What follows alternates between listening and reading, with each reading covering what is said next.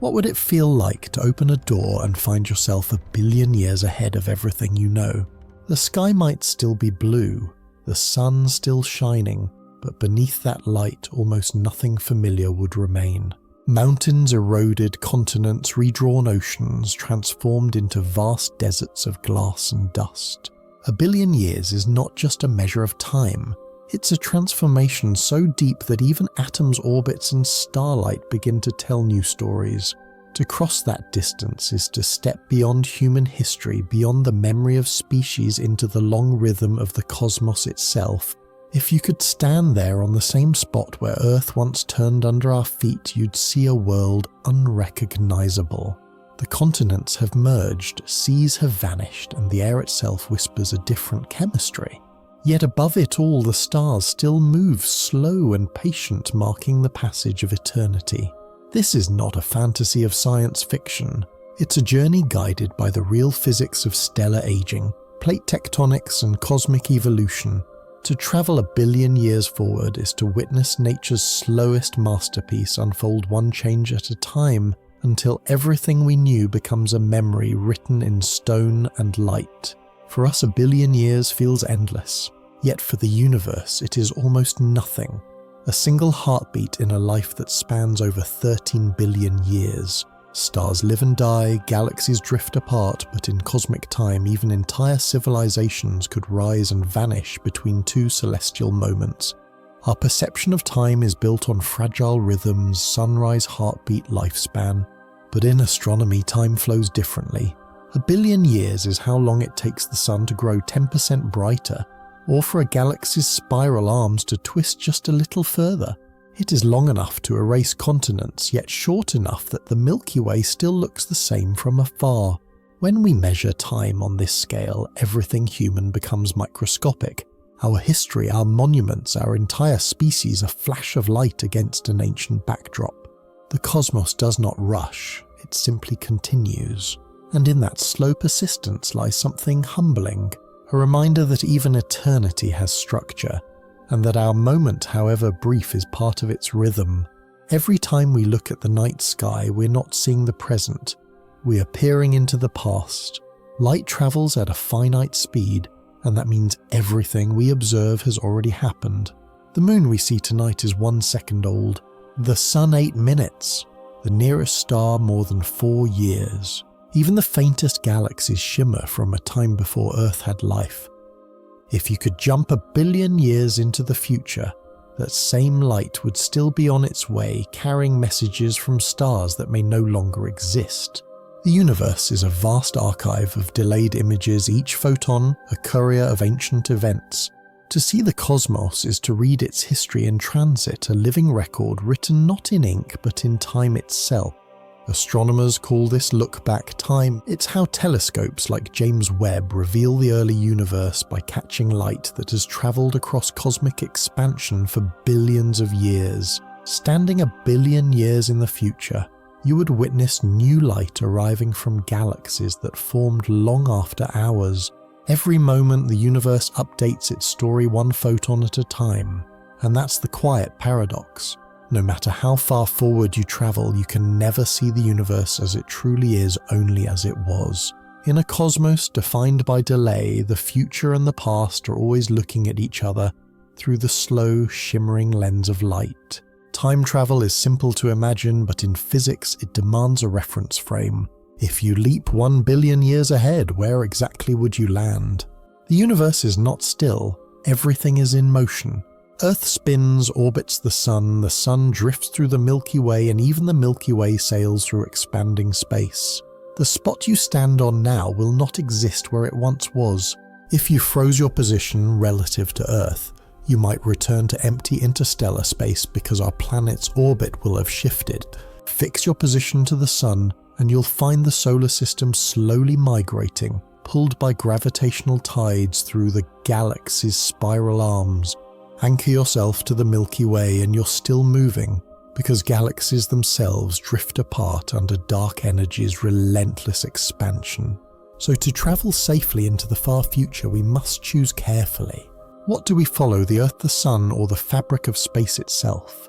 Each choice gives a different view of tomorrow. One shows the death of a world, another the fading of a star, and another the slow unravelling of the cosmos. In this experiment, let's fix our journey to the sun's frame, the one that holds our solar system together. From here, we'll watch the future unfold as light, gravity and time sculpt the fates of planets and stars one slow heartbeat at a time. Before you begin this journey, one law of the universe must be respected: relativity. Time is not absolute. It bends and stretches depending on how you move. Einstein revealed that clocks do not tick the same for everyone. A traveller moving close to light speed may experience only hours, while millions of years pass elsewhere. The faster you go, the slower your own time flows. But this experiment is different. We're not moving fast through space, we're skipping forward in time itself, a theoretical leap without acceleration.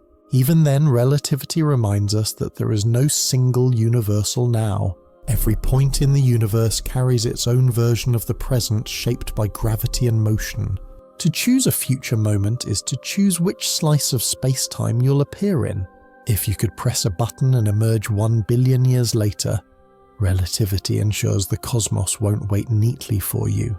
Gravity wells would shift, orbits would wander, and the background of the universe itself would cool. What you find might not align with where you meant to go. Even time travel must answer to physics, the most patient gatekeeper of all. Still within this paradox lies beauty. The laws that bind us also reveal the elegance of reality, that time and space are not two things but one single fabric, flexible, dynamic, alive. To touch it, even in imagination, is to glimpse the universe's deepest symmetry. Imagine opening your eyes after a billion-year leap. The air is thin, the light sharper, and the landscape below your feet feels ancient yet new. You stand somewhere near where Earth's orbit once was, but nothing looks familiar. The constellations are rearranged. The planets are strangers. Even the sun, though still burning, glows with a different intensity, a slightly fiercer gold that hints at age. Your landing site is chosen carefully. The solar system anchored to the sun's gravitational frame. It's still here though, weathered by time. Mercury and Venus orbit closer to disaster, their surfaces melted again and again by a brightening star. Earth's path remains a near-empty track through space surrounded by fragments of moons, asteroids and what used to be satellites, silent fossils of a civilization long erased. From this vantage point, the galaxy stretches in quiet motion. The Milky Way's spiral arms have drifted subtly. Star clusters have shifted, and the black tapestry of space is thicker with interstellar dust. Every light around you carries the echo of a different age. This is your new horizon, not a planet, but a perspective. And as you gaze at that familiar sun from this distant future, you realize the journey isn't about reaching somewhere new. It's about learning how even the smallest corner of the universe can change beyond recognition when time itself becomes the traveler. Look up. The constellations that once guided sailors and storytellers are gone. Orion has unraveled its brilliant belt, scattered as its stars drifted in different directions. The Big Dipper no longer forms a dipper at all. Its bright points have wandered thousands of light years apart. Even Polaris, our steadfast North Star, has long since moved on, replaced by others we would never recognize. Stars are not fixed lights. They are travelers. Each moves at tens or hundreds of kilometers per second through the galaxy, and over millions of years those tiny shifts redraw the entire sky. After a billion years, the heavens have completely rewritten themselves. Patterns once sacred to ancient cultures have dissolved into chaos, replaced by constellations that no human eye ever named. Astronomers call this proper motion the slow, steady drift of stars across the celestial sphere. It's so subtle that we never notice it in our lifetime, yet it never stops. Even as galaxies collide and expand, the stars keep their individual rhythms, tracing invisible arcs through time. The irony is beautiful. The stars we thought eternal are in motion, while the fleeting lives that named them are still. Our maps fade, but the universe keeps drawing new ones, patient, silent, infinite.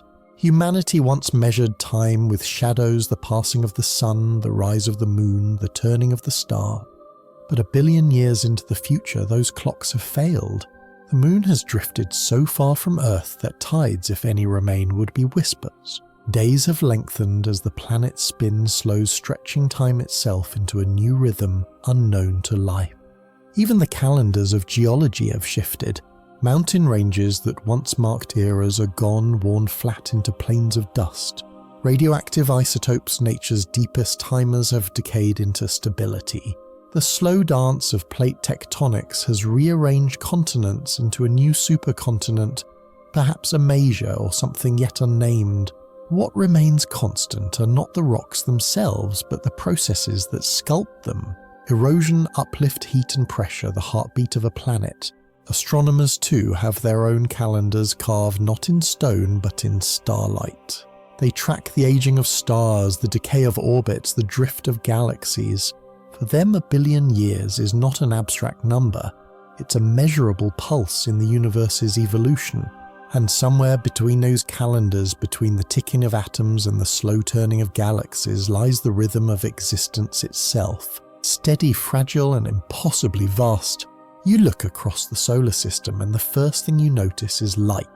The sun burns hotter now, its glow more white than yellow, its surface restless with vast magnetic storms. This isn't the gentle star humanity once knew. It has aged, growing 10% brighter, and that small change has rewritten everything. The inner planets shimmer like mirrors scorched by the relentless glare. Earth's orbit still traces the same path, but the world itself has changed beyond recognition. The oceans have boiled away, leaving only mineral plains and dried basins that glimmer faintly in the sunlight. The continents have fused into a single massive landmass surrounded by vapor-thin air. From orbit it looks beautiful, a golden desert world circling a fierce aging star. Further out, Mars glows faintly red but warmer than before. Icy moons in the outer system sparkle as their frozen crusts begin to crack and vent under increased sunlight. The entire solar system seems alive with subtle transformation, like a clock running just a little faster than it used to. From this vantage point, the future feels both intimate and unreachable, a portrait of evolution driven not by chaos but by the quiet precision of physics. The universe doesn't leap. It drifts, and every drift is a new beginning. A billion years ahead, the solar system is familiar in shape but alien in spirit. The sun shines brighter, its gravity slightly weaker, and every orbit tells the story of change. Mercury dances on the edge of destruction. Venus blazes with oceans of lava. Earth, once blue, is now a pale gold sphere of silence.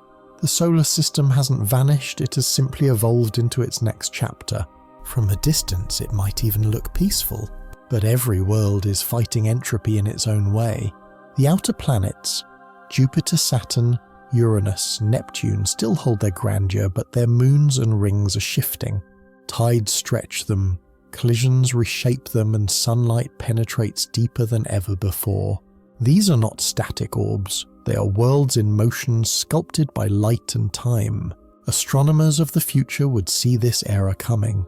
Our models already predict the gradual warming of the sun, the loss of Earth's water, and the merging of continents. The physics is clear and relentless.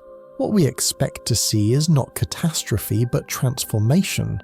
The slow, deliberate rewriting of the solar system by the laws that made it. And so as our journey truly begins, we look ahead not with fear but with curiosity. The cosmos doesn't end in fire or ice. It simply continues 1 billion years at a time. The sun has not changed its face, but it has turned up the dimmer. Over roughly 1 billion years, stellar models show a rise in luminosity of about 10%. That sounds small, yet climate is exquisitely sensitive to sunlight. A little extra energy pushes the planet toward a moist greenhouse. The air holds more water, vapor storms grow taller, and the high atmosphere begins to taste the ocean's breath. Hydrogen escapes to space molecule by molecule, and every clear day becomes a slow leak. On the ground, summers lengthen and extremes become the norm. Silicate weathering speeds up, scrubbing carbon dioxide from the air and trying to cool the planet, but the sun keeps winning. Polar ice retreats, cloud patterns reorganize, and the blue of Earth tilts toward a paler hue. Seen from orbit, the world is still beautiful, still familiar, yet its feedbacks are straining. The climate system that cradled complex life is entering a new regime drawn forward by a star that brightens with age. Life on Earth has always existed within a narrow comfort zone, a balance between sunlight, air and water. But a billion years from now, that margin collapses. As the sun grows brighter, temperatures climb beyond the tolerance of most species. Oceans shrink into shallow basins, humidity thickens the air and rainfall becomes rare. What was once a vibrant biosphere turns fragile, its diversity thinning like breath in high altitude. Ecosystems retreat toward the poles and mountain shadows. Plants struggle as carbon dioxide levels drop. Photosynthesis slows, starving the food chain from its roots. The atmosphere itself begins to shift, no longer refreshed by the living world. In time, oxygen levels fall and the chemistry of survival changes. For a while, life adapts. Microbes colonize salt flats. Extremophils hide underground, and a few stubborn species linger in twilight zones of moisture. But resilience has its limits. When the environment changes faster than biology can follow, extinction becomes the planet's new language. And yet in this narrowing window between vitality and silence, the last traces of life still write their story. Not in books or cities, but in the sediments, the isotopes, and the faint chemical fingerprints they leave behind. The oceans were Earth's cradle, a billion-year mirror reflecting clouds, continents, and life. But under a stronger sun, that mirror begins to fade. As surface temperatures climb past the boiling point of water in low latitudes, evaporation outpaces rainfall. Vast swaths of ocean turn to mist, feeding colossal storms that briefly darken the sky before releasing nothing back. What follows is silence, the slow vanishing of the seas. Water vapor, once a shield of climate stability, becomes a thief. In the upper atmosphere, ultraviolet light splits the molecules apart, and hydrogen, the lightest element, escapes into space forever. The planet's reservoirs drain not through rivers or tides, but through the sky itself. Within a few 100 million years, the deep oceans flatten into shallow saline basins. Eventually, even those are gone. Salt crusts cover what used to be seabeds. Coral reefs crumble to dust, and tectonic ridges stand exposed like the ribs of a dying world. The hydrological cycle, once the heartbeat of weather and life, stops. From orbit, Earth glows brighter now, a dry world reflecting sunlight like a desert moon. And yet for a brief while it's hauntingly beautiful. The continents shimmer beneath thin clouds wrapped in golden haze, the final glimmer of the planet that once called itself blue. When the last oceans fade, the sky begins to change. The soft scattering of sunlight that once painted it blue depends on air rich in moisture and dust. But in this new arid world, the air grows thin and dry. Without water vapor to diffuse light, Rayleigh scattering weakens and the heavens lose their familiar hue. From the surface, the sky turns pale, then amber, then faintly white, a colourless vault stretched over a dying Earth. Dust storms sweep across the continents, their particles too coarse to restore the lost blue. Sunsets no longer blaze red or gold. They simply dim the sun, sinking behind a veil of haze.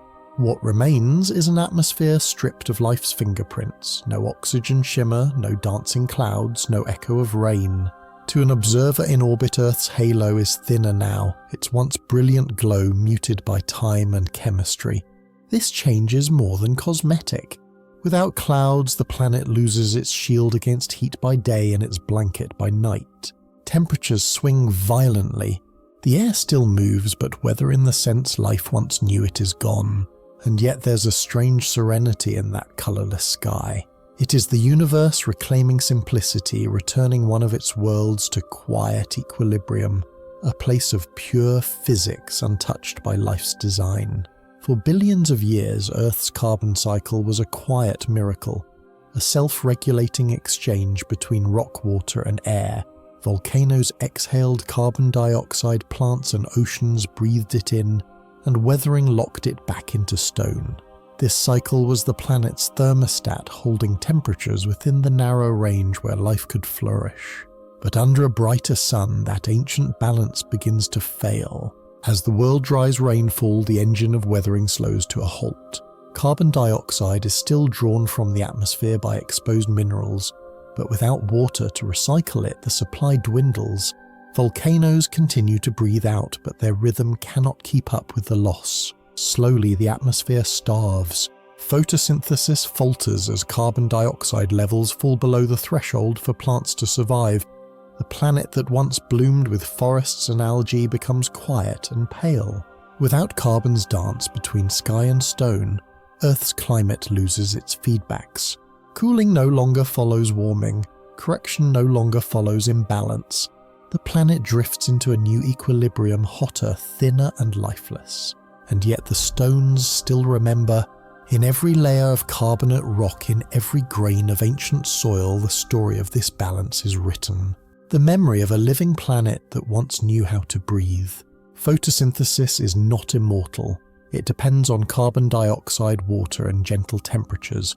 As Earth dries and the air is scrubbed of carbon, plants approach a hard limit. For most green life, the compensation point sits near 150 parts per million. Below that, a leaf spends more energy than it gains. C3 forests fade first. C4 grasses, efficient in heat and drought, hold out longer, thriving where air is thin in carbon and sunlight is fierce. Some adopt night, breathing the CAM pathway, opening pores after dusk to save every drop of water. But even these strategies fail when two enemies join forces. Lack of carbon and lack of rain. Stomata close for good. Photorespiration steals what little sugar remains. Lichens retreat to polar shadows and high peaks. Microbial mats cling to salt pans. Cyanobacteria hide in rock pores, harvesting light that filters through translucent quartz. Life retreats underground where thin films of brine and geothermal warmth persist. Photosynthesis becomes rare, local, fragile, a scattered whisper across a silent planet. In the end, the last green is not a forest, but a stain. A thin patina on stone flickering at dawn and gone by noon. Yet in that faint colour lies a triumph of persistence, the final breath of a world that once turned sunlight into food and built oceans of oxygen from nothing but light air and patience. Once the last rains fade and vegetation retreats, the continents harden beneath an endless sun. The remaining soil turns to dust, swept into vast dunes that cross what used to be ocean basins. Without roots to anchor them, the winds grow feral, sculpting the surface into ripples that shift with every season. The earth once blue and green now gleams in shades of rust, gold and ash, a desert stretching from pole to pole. This transformation is slow but absolute. Silica storms rise to the upper atmosphere, scattering sunlight and painting the horizon in a perpetual haze. Rivers vanish, leaving behind dry channels carved by ghosts of water. Mountain ranges crumble faster than they can rise, their peaks ground into sand by relentless wind. The planet's new equilibrium is simple, dust rock and sunlight. Yet even this world has a strange vitality. The air shimmers with heat. Minerals react under intense ultraviolet light. Microscopic crystals form and dissolve with every dawn. The Earth has become an alchemist, still creating, still transforming, even without life. What remains is not death, but silence in motion. A desert planet glowing faintly under a brighter star. Even in a dying world, mountains endure. They are the planet's memory, rising, collapsing and rising again as continents shift. After 1 billion years of sunlight and wind, Earth's surface has changed beyond recognition, yet the crust beneath still breathes. Deep below the desert's convection in the mantle continues its slow churn, pushing plates into new collisions. Old oceans are gone, but subduction zones still grind, giving birth to new ranges on a world without rain. Without rivers to carve them, these mountains grow differently. Their slopes are sharp and glassy, their valleys untouched by water's gentle erosion. Dust drapes their faces like snow settling in crimson bands that tell the story of a world stripped bare. In time, gravity will win. Peaks crumble, filling basins that were once seas, but even as their shapes fade, their roots, massive blocks of buoyant rock, remain suspended in the crust-frozen monuments to the planet's restless heart. If you could slice through one of these peaks, you would read 1 billion years of struggle. Frozen magma veins, ancient ocean sediments, traces of a biosphere that no longer exists. The mountains remember what the sky has forgotten. Long after the winds erase our cities and oceans, the rocks will still whisper how the Earth once lived and how it learned to endure. Beneath the silent crust, Earth's heart still turns, a molten core of iron and nickel, spinning faster than the planet above it. This motion, powered by heat from radioactive decay, creates the magnetic field that shields Earth from the sun's charged particles. But time erodes everything, even magnetism. Over 1 billion years, as the core cools and its inner crystal grows, that dynamo begins to falter. The magnetic field weakens its poles, wandering chaotically before fading for long stretches. Without a stable shield, the solar wind seeps deeper into the atmosphere, stripping away gases and ionizing what remains. The upper layers of air, once rich with oxygen and nitrogen, grow thinner and more electric.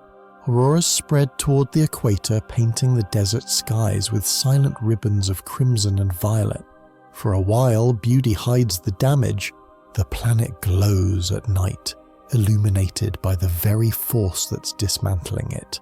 Charged particles carve trails through the atmosphere, and dust grains spark faintly in the magnetic storms. But the cost is high. Molecules flee into space, and the air itself begins to unravel. The shield that once protected every living thing now flickers like an old flame. In its fading light, Earth stands more exposed than ever, vulnerable to the star it once called home. As the magnetic shield wanes, another layer of defense begins to fail, the ozone. Once it absorbed the sun's ultraviolet fury, allowing life to flourish beneath a gentle sky. But with the atmosphere thinning and chemistry shifting, that fragile veil starts to break apart. The dry air holds fewer oxygen molecules, and without fresh O2 from photosynthesis, ozone cannot reform as fast as it's destroyed. Ultraviolet light slices through the upper air, shattering bonds and heating what remains. The stratosphere swells with reactive compounds, nitrogen oxides, chlorine, and metallic dust carried by ancient winds. They accelerate the breakdown, opening the sky to radiation that once filtered softly through blue. The surface, though already barren, now glows faintly under a harsher spectrum. The sunlight feels sharper, the shadows deeper, as if the planet itself were being bleached by its own star. In this new regime, chemistry becomes choreography. Oxygen turns to ozone, then back again, each molecule dancing through reactions driven by the same light that destroys it. It's a cycle still elegant but empty, no longer serving life, only the balance of physics. When night falls, the glow lingers in the air, a thin, ghostly luminescence that marks where the ozone once lived and where the sun's fire now walks freely. After ages of turmoil, the planet seems to settle. The sun's brightness steadies, volcanic outbursts fade, and the atmosphere reaches a new balance, thin, hot but constant. Temperatures no longer swing wildly, for there is little water left to drive storms. Dust drifts lazily through the air, and the horizon stays fixed in a pale haze. By most measures, Earth has achieved equilibrium, but it is the equilibrium of silence. In this new calm, almost nothing changes. The crust cools slowly, the winds erode but no longer sculpt. Chemical cycles continue, but without biology to disturb them, they move at a crawl. Carbonates form and breakdown oxides settle. But the restless interplay between life and air, the feedback loop of breathing, decay and renewal, has ended.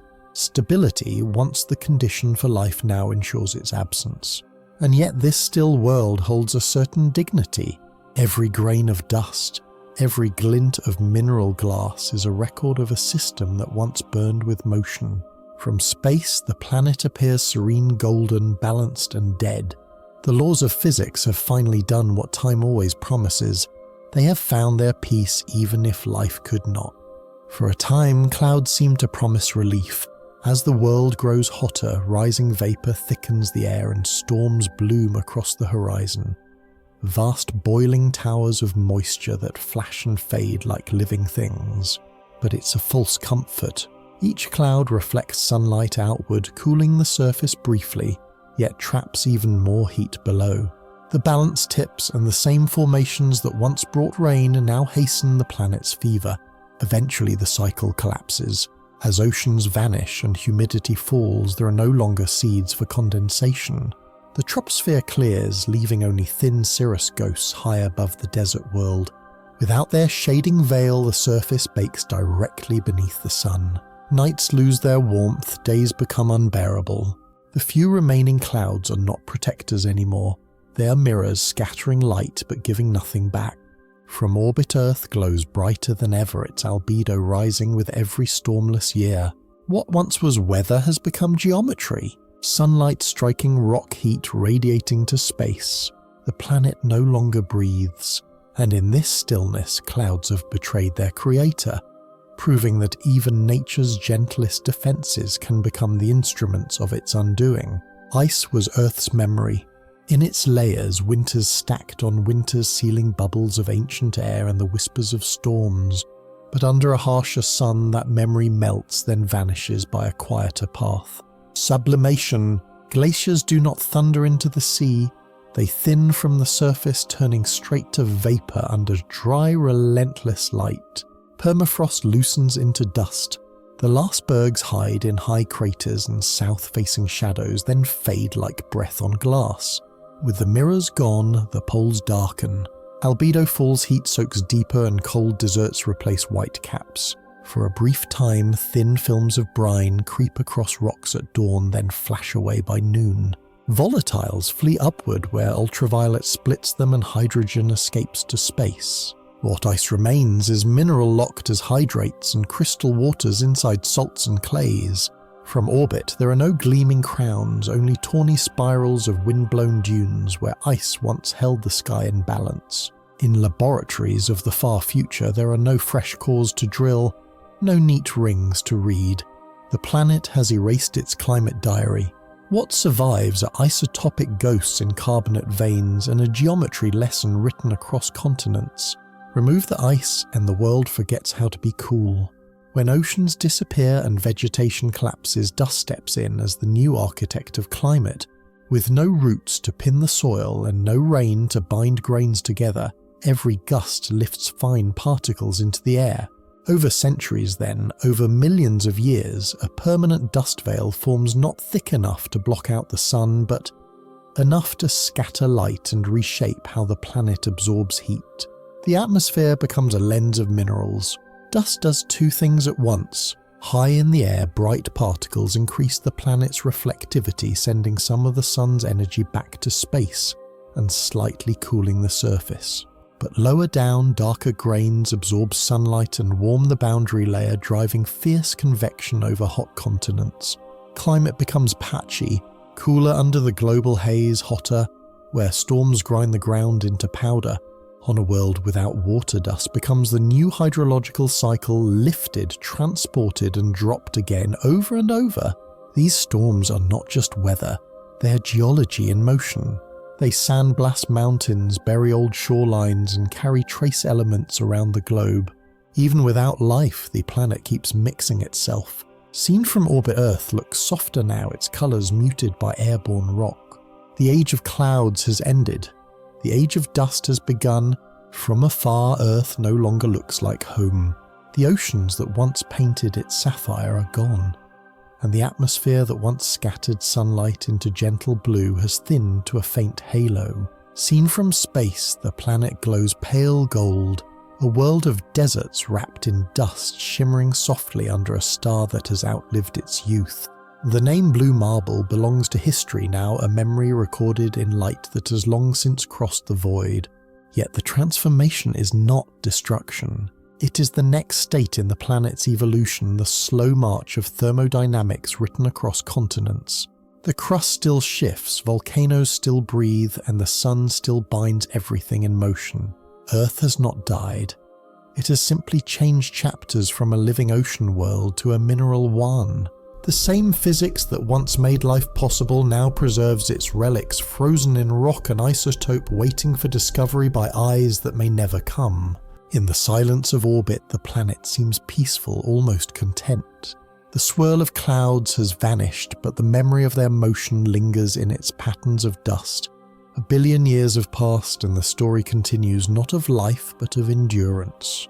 The blue marble is gone, but the world remains. Even after oceans vanish, not everything is dry. In scattered valleys near the poles or deep in shaded craters, small pockets of moisture endure relics of the planet's former seas. At dawn, thin films of water bead on salt crystals and rocks, forming temporary mirages of life. Here chemistry still stirs. Minerals dissolve, reactions spark, and for a few brief hours each day Earth remembers what it felt like to be alive.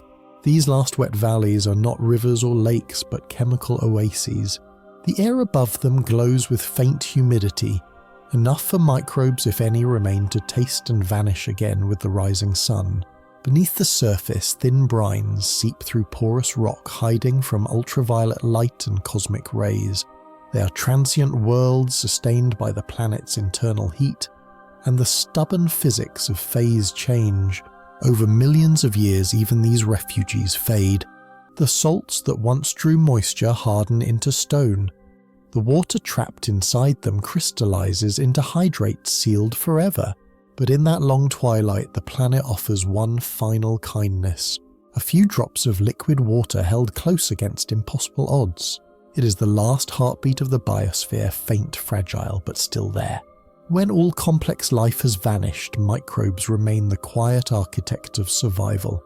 They withdraw into the planet's deep crust, into cracks filled with trapped moisture and minerals. Here, kilometers below the surface, pressure keeps water liquid, and geothermal heat offers the faint energy needed to endure.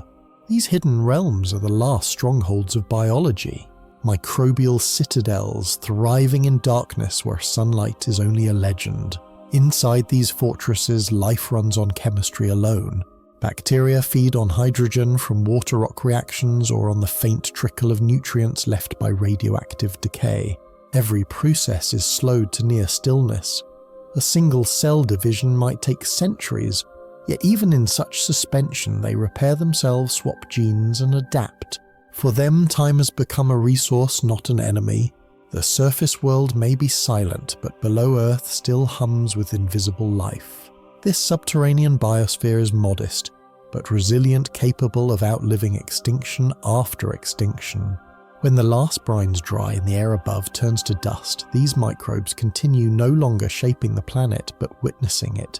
They are the final inhabitants of Earth, guarding the memory of biology long after everything else has turned to stone. In the world's final habitat, survival belongs to those who master heat. Thermotolerant microbes adapt by rewriting the chemistry of life itself. Their proteins fold tighter, their membranes thicken, their DNA winds into supercoiled loops shielded by protective molecules. These are not the fragile blueprints of surface organisms, but armored instructions built for fire. Some even replace water within their cells with salts or sugars, creating an internal glass that resists boiling and desiccation alike. Deep beneath the crust, others live where temperatures approach 120 degrees Celsius, drawing energy from reactions between rock and water. They thrive in conditions that would melt most biopolymers, their enzymes evolving to remain stable where heat usually destroys. Radiation, once lethal, becomes background noise. Mutation is slow, repair is constant. These organisms have turned stress into structure. Through them, the boundary between life and geology blurs. Their metabolism mirrors the planet's chemistry, oxidizing minerals, precipitating metals, and leaving behind microscopic fossils of their own design. They do not fear extinction because they exist as processes as much as creatures. In this molten refuge, life's code has become nearly indestructible, written in the same language as stone. On the surface, day is death. The sun burns too fiercely, its ultraviolet radiation slicing through what remains of the atmosphere. But when night falls, the world softens. Temperatures drop, winds settle, and the air grows still enough for life, if any, to breathe again. Across the barren plains, chemical reactions that cannot survive daylight flicker to life in the dark. For a few short hours, the planet becomes habitable again in the thinnest sense of the word. Here in these fleeting intervals, microbes emerge from shadowed cracks and mineral films to repair themselves. They rebuild damaged molecules, exchange fragments of DNA, and store energy scavenged from the previous day's heat. As dawn approaches, they retreat once more beneath the surface, sealing themselves in until the next cycle of darkness returns. For them, night is no longer a time of rest, but of renewal. Over time, evolution learns this rhythm. Organisms adapt not to places, but to hours. Biology compresses itself into moments between sunrise and death. A heartbeat, aligned with the turning of a doomed planet. And though these nights grow shorter as the sun brightens, each one still carries a spark, a reminder that life, even cornered, will find a rhythm in the ruins. Long before the oceans vanished, the forests were already dying. Trees, once the lungs of the planet, began to fail as carbon dioxide thinned and the air turned dry. Leaves shrank, roots probed deeper, and seeds fell onto soil that no longer knew how to hold water. One by one, the great forest faded, the tropics first, then the temperate zones, until only scattered groves survived in mountain shadows where moisture lingered a little longer. Their canopies no longer whispered. The wind passed through them without song. When the last of these forests fell, the silence was absolute. No rustle of leaves, no hum of insects, no rhythm of life-cycling carbon through the air. The planet's green turned to grey and the biosphere's architecture collapsed. Fungi, unable to feed on what never grows, retreated underground. The soil itself lost its breath. All the oxygen now drifting in the air came from the echo of photosynthesis, a surplus built by ancient trees that no longer stand. From orbit, the continents appear smoother, drained of colour and texture. Forests once shaped weather, soil and light. Without them, the planet's feedback loops are gone. The silence they leave behind is not empty but eternal. The quiet after the last note of a song that played for billions of years. Oxygen once felt permanent, a sky-wide ocean we could not see. But it was never a gift, only a balance produced by photosynthesis preserved when organic carbon was buried instead of burned back to air. When forests fade and plankton vanish, the production stops. Volcanoes and vents keep exhaling reduced gases. Rocks and soils keep stealing oxygen through slow combustion we call oxidation. Bit by bit, the surplus bleeds away. At first, nothing dramatic happens. The atmosphere is vast and its reservoir lingers. But across millions of years, iron in exposed crust darkens sulfur. In minerals turns to sulfate, and methane from the deep meets a sky no longer defended by living light. With less ozone overhead, ultraviolet splits what remains and hydrogen escapes, nudging chemistry further from the oxygen-rich world we knew. Breathing once, a planetary habit becomes a memory recorded in rust and sulfate veins. For microbes adapted to oxygen, refuges shrink to pockets where geology still leaks it. Radiolysis in rocks or photochemistry over rare brines. Anaerobes expand, reclaiming metabolisms older than air. The planet does not choke. It resets to a quieter chemistry, one that does not spend energy keeping oxygen high. From orbit, nothing changes. On the ground, everything does. The sky looks the same, but the breath of Earth has thinned beyond recognition. As oxygen wanes and the air grows thin, evolution itself begins to stall. Life stripped of variety and energy has little room left to explore.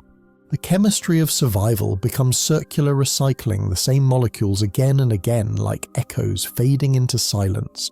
Enzymes that once powered photosynthesis or respiration now serve in weaker reactions, conserving energy instead of creating it. Mutation continues, but there is nothing left to select for. Some microbes turn inward, metabolizing their own byproducts in closed loops. Others depend entirely on geochemical reactions, sulfur ion or hydrogen cycling through pathways older than air. Yet even these metabolisms face limits. Without carbon dioxide from volcanoes and oxygen from life, the raw materials of change dwindle. The biosphere becomes a self-consuming system, burning the last of its fuel in slow chemical recursion. For billions of years, evolution thrived on imbalance, on gradients of energy, temperature, and chemistry. Now those gradients are gone. The planet's energy landscape has flattened, leaving only stasis. Life no longer adapts, it persists. And in that stillness, evolution's grand experiment reaches its quiet conclusion, not with extinction, but with the exhaustion of possibility. Long after cities crumble and voices fade, the planet will still carry traces of us, not in monuments, but in chemistry. The atmosphere holds artificial isotopes from nuclear reactions slowly decaying across millions of years. Layers of plastic and alloy rest between sediments like signatures written in unnatural polymers. Even after erosion erases skylines and seas, these buried markers whisper, something once thought built and changed this world. Radio waves too will wander on, diffusing through interstellar space. Most will weaken into the cosmic background, but a faint residue of our signals, television, radar, deep space commands will drift between the stars for eons, a thin shell of human noise expanding at the speed of light. They are our most fragile fossils, energy without substance, identity without form. If another intelligence ever studies Earth, they might not find bones or buildings. They would find anomalies, a spike in carbon isotopes, a layer of synthetic compounds, a sudden bloom of heavy metals in ancient crust. These are the archaeological fingerprints of a species that burned its own epoch into stone. And perhaps that is the real afterlife of humanity. Not in memory or myth, but in the data imprinted on a planet that keeps no diaries, only layers. If future explorers ever sift through Earth's remains, their discoveries would not be ruins, but patterns, the geometry of civilization etched into stone. They might find traces of tunnels lined with unfamiliar alloys, or fragments of silica fused by heat into perfect spheres. Skyscrapers and highways will have long returned to dust, but their foundations will leave subtle imprints, lines too straight, corners too precise, angles too deliberate to be natural. In the geological record, our presence becomes a boundary layer, a razor-thin horizon separating two eras. Below it lies the slow rhythm of natural cycles, above it a sudden spike in complexity. Radioactive isotopes, synthetic minerals, rare earth concentrations and artificial compounds form a fingerprint unlike any before. It will be clear that something once reorganized matter with purpose then vanished. Perhaps those who uncover these clues, whether descendants or strangers from another star, will not see tragedy but wonder. The evidence will tell them that intelligence once arose here, that it studied the cosmos, named the stars, and asked questions about its own future. The archaeology of us is not just what we built, but what we tried to understand before time carried the answers away.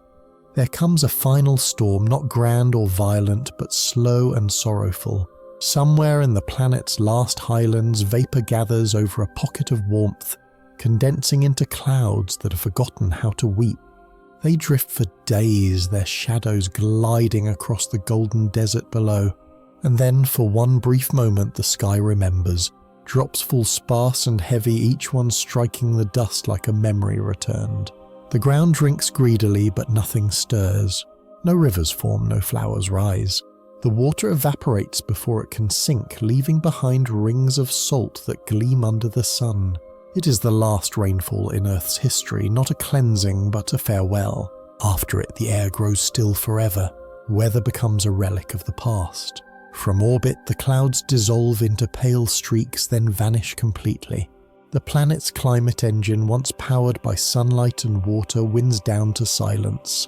Yet somewhere in those final droplets lies a kind of grace, a reminder that the laws of physics, indifferent and exact, can still create moments that feel like mercy. Before the forests vanished entirely, the planet passed through an age of flames. Heat rose, humidity crashed, and dry thunderstorms stitched lightning across continents. Vegetation already starved of carbon cured into tinder, Peatlands smouldered for months, then years, releasing smoke that turned sunsets copper. Pyrocumulonimbus towers punched into the upper air lofting embers and ash high enough to circle the globe. Fire became a season, then a climate, and finally a geometry written in black across the land. Even after the green was gone, burning did not end at once. Lightning still struck dry grasslands and the last scrub, but more often it found new fuel. Ancient peat seams, tar sands, methane seeps, and exposed hydrocarbon shales. Coal beds burned underground like buried cities of ember, migrating mile by mile, venting heat through fissures that glowed at night. Dust carried soot into the stratosphere, nudging albedo and temperature in uneasy ways. In time, as oxygen dwindled and combustibles were spent, the planet's fire weather faded to memory. The last blazes guttered out on a world too dry to sustain flame, a silence so complete that thunder no longer meant danger. At the edge of habitability, life survives by accounting. Every molecule is a budget, every reaction a wager. Without sunlight and with little carbon, organisms turn to the faintest redox gradients. Iron that can still rust sulfur, that can still swap partners. Hydrogen trickling from rock-water reactions. The margins are thin. Gibbs-free energy that once flowed like a river now arrives as dew. Cells shrink, membranes stiffen, ribosomes idle. Metabolism becomes a whisper meant only to repair, to wait, to not die. Deep below, chemolithotrophs sip energy from serpentinization and radiolysis, tallying ATP not by the second but by the season. They patch DNA, recycle proteins, and store power as polymer granules that may last decades. Sporulation becomes common dormancy, the norm. Communities reorganize into stacked guilds where one organism's waste is another's breath, closing every loop until nothing is left to spend. Evolution still works here, but with a new currency: error correction over innovation, stability over speed. Life walks a tightrope stretched across geological time, balancing on the smallest differences in chemistry. And though the line narrows with each passing age, the walker does not fall. It simply moves more slowly, measuring eternity one careful step at a time. Complex life does not explode, it unthreads, as energy grows scarce and climates harden. Bodies that once spent lavishly on organs, bones and brains become liabilities. Food webs shrink from forests and reefs to films on stone. Genomes shed costly features, keeping only what can be repaired in the dark. Membranes that tolerate heat, enzymes that refuse to unravel pathways that run on the thinnest gradients. Predation fades, cooperation tightens, and ecosystems collapse into a few layered chemistries stacked like pages of a burned book. In the rock record, the change reads as subtraction. Coral skeletons crumble, shells weather to dust, linen signature thins, then disappears. What persists are the quiet architectures of microbes. Laminated mats, mineralized skins, filaments frozen in pore spaces, forms that echo the planet's earliest days. Complexity ends not with a final predator or a last tree, but with a budget balanced to zero. What remains is persistence without extravagance. Life reduced to its essential sentence, still grammatical, still true, written in the smallest script the world can support. Extinction is not an end, it is a clearing. Each great collapse in Earth's past has opened room for something new. But now the scale has changed, the collapse is total, and there is no one left to inherit the aftermath. The extinction of complex life is final, not because nature has failed, but because energy no longer supports renewal. Evolution, stripped of sunlight and chemistry, folds in on itself. The tree of life does not fall, it calcifies. Yet even this silence has purpose. Extinction resets the planet's balance sheets, wiping away the entropy accumulated by countless generations of living systems. Minerals that once cycled through organisms return to the crust. Carbon, nitrogen, phosphorus all sink back into rock, ready to be written again if conditions ever allow. The planet exhales its biosphere, becoming simpler, cleaner, more efficient in the way only dead worlds can be. In this stillness, Earth resembles its youth, quiet, hot and sterile, but within its rocks lie the templates of life. Organic residues, Microbial fossils, molecular fragments waiting for chemistry's next invitation. Extinction, then, is not failure. It is intermission. The stage remains, the lights dimmed while the universe decides if the play will ever begin again. When the last cell divides for the final time, Earth exhales. No sound marks the moment, just the slow settling of chemistry into equilibrium. The air, once a tapestry of scents and spores, becomes clean in a way life would find unbearable. Oceans of dust ripple where waves once sang. The planet no longer grows or decays, it simply exists. From the silence of orbit it looks timeless, a sphere of gold and glass suspended in black. Yet deep beneath its crust heat still moves. Magma rises, continents drift and minerals metamorphose. The planet remains active but without witness. Erosion continues without water, sculpting mountains grain by grain under wind that never rests. Lightning still strikes, but its flashes illuminate nothing that can remember. The biosphere is gone, but the engine of geology hums on steady, eternal, and utterly indifferent. The quiet planet is not tragic. It is complete. Every reaction, every storm, every heartbeat of life has folded back into physics. In the stillness, Earth joins the vast majority of worlds. Sterile, beautiful, and true to the laws that shaped it. Life was the exception, silence is the rule. And in that quiet, the universe listens to itself again. Spread a map of Earth across 1 billion years and the coastlines refuse to sit still. Plates creep a few centimeters each year, but century after century that crawl redraws the world. Ridges make new seafloor trenches eat the old, and continents ride the conveyor between. Today's Atlantic widens, but subduction can awaken at its edges and reverse the story. The Pacific may shrink into a final basin. Africa noses North Australia, drifts toward Asia, and the Arctic stitches seams where ice once floated. Supercontinents are the planets breathing assemble, break, assemble again. Geologists sketch 3 pathways. Introversion, where an ocean born inside a supercontinent later closes. Extraversion, where the opposite older ocean disappears. And orthoversion, a compromise that pivots the landmass around the poles. After 1 billion years, any of them could win, yielding a Major near the top of the world or a Pangaea reborn along the equator. Rivers vanish without rain, yet mountain belts still rise where plates collide. The new map is simple to describe and hard to predict. Fewer coastlines, longer sutures, and one great heart of rock turning slowly under a brighter sun. Every few 100 million years, the continents gather again, a slow, inevitable reunion. The last time it happened, they formed Pangaea, a vast mosaic where deserts sprawled and storms carried dust from one horizon to another. 1 billion years in the future, the next supercontinent will rise, a single landmass stretching across half the planet. Whether it forms in the north as a Major or in the south as Nova Pangaea, the result is the same: one world, one shore, and one unbroken cycle of stone. Without oceans to separate them, climates collapse into extremes. Interior regions bake beneath unbroken sunlight while coasts shimmer with heat reflected from barren seas. Tectonic compression drives mountain chains taller than any in history, their summits glittering with silica frost instead of snow. Beneath them the crust thickens, trapping heat and stirring the mantle in new ways. Even without rain, erosion never sleeps. Wind thermal cracking and chemical ghosts carve patterns across the supercontinent's face. From orbit, the sight is hypnotic, a single continent wrapped in cloudless air ringed by vast, shallow basins where oceans once rolled. It is the planet at its most unified and its most lonely, a monument to deep time.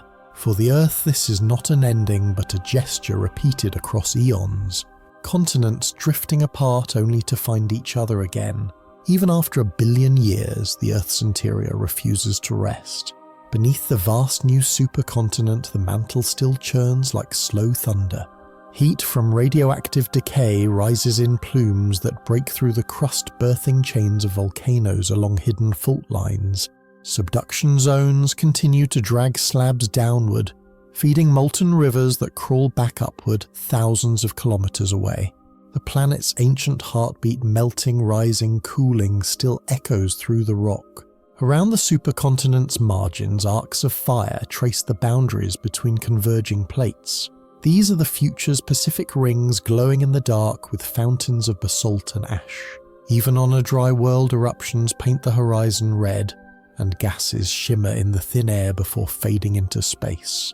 No forests burn here, no oceans boil, only the crust itself exhales, recycling what remains of the planet's trapped heat. Volcanism has always been both destroyer and maker. It forged the continents, built the atmosphere, and warmed the world when life was young. Now in a silent epoch, it continues the same ritual indifferent to what came before. Fire endures where life does not, proving that the planet's spirit, its restless interior, will keep turning long after its surface has gone still. With life gone and oceans dry, Earth's carbon finally comes to rest. The once lively cycle of respiration and decay ends, leaving the element to find stillness in rock. Volcanic gases still carry traces of carbon dioxide into the air, but without rain to draw it down, it lingers before settling into silicates or carbonates deep underground. Every molecule that once flowed through a leaf, a lung or a sea creature now waits as part of a crystal lattice, silent, patient, and nearly eternal. The surface gleams with veins of calcite and dolomite, evidence of a time when chemistry had purpose beyond equilibrium. Buried carbonates grow dense under pressure, fusing into marble, then deeper still into graphite. In the mantle, subducted sediments begin a slow transformation, releasing carbon as tiny diamonds in superheated pockets, the planet's last alchemy. From orbit, none of this can be seen yet. It is the most profound change of all. The moment when carbon, the language of life, becomes geology. Locked beneath mountains and deserts, it will remain for billions more years. And if one distant day, another world ever stirs the ashes of Earth, it will find our chemistry waiting, written not in fossils or machines, but in the patient handwriting of stone. Deep inside the planet, where pressure crushes iron into crystal, the dynamo still turns but slower now. As the core cools and the inner sphere grows, convection weakens. The liquid outer core, once a roiling sea of molten metal, thickens and moves sluggishly. The electric currents that once generated Earth's magnetic field begin to falter, their strength bleeding away into stillness. The planet's invisible shield, the force that once deflected cosmic storms and guided compasses, starts to flicker like an old light. For a while the field reverses more often, then fades for centuries at a time. Without it, the solar wind scrapes at the upper atmosphere, stripping ions and scattering them into space. Charged particles carve auroral rivers that shimmer across the entire planet, their glow haunting and futile. Eventually, the core's motion stills. The geodynamo stops. Magnetic north and south dissolve into a quiet neutrality, and the Earth becomes what most planets already are: unshielded, unmagnetized, left to face its star with bare skin. Yet even this end carries elegance. The fading of magnetism is not failure. It is cooling, the final stage of a world that has spent its heat well.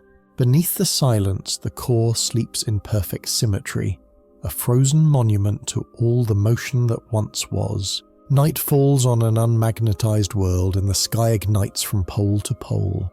With no global field to corral them, the sun's charged particles pour directly into the upper air, guided only by the planet's shape and the electric fields that build where day meets night. Curtains no longer hang in polar ovals.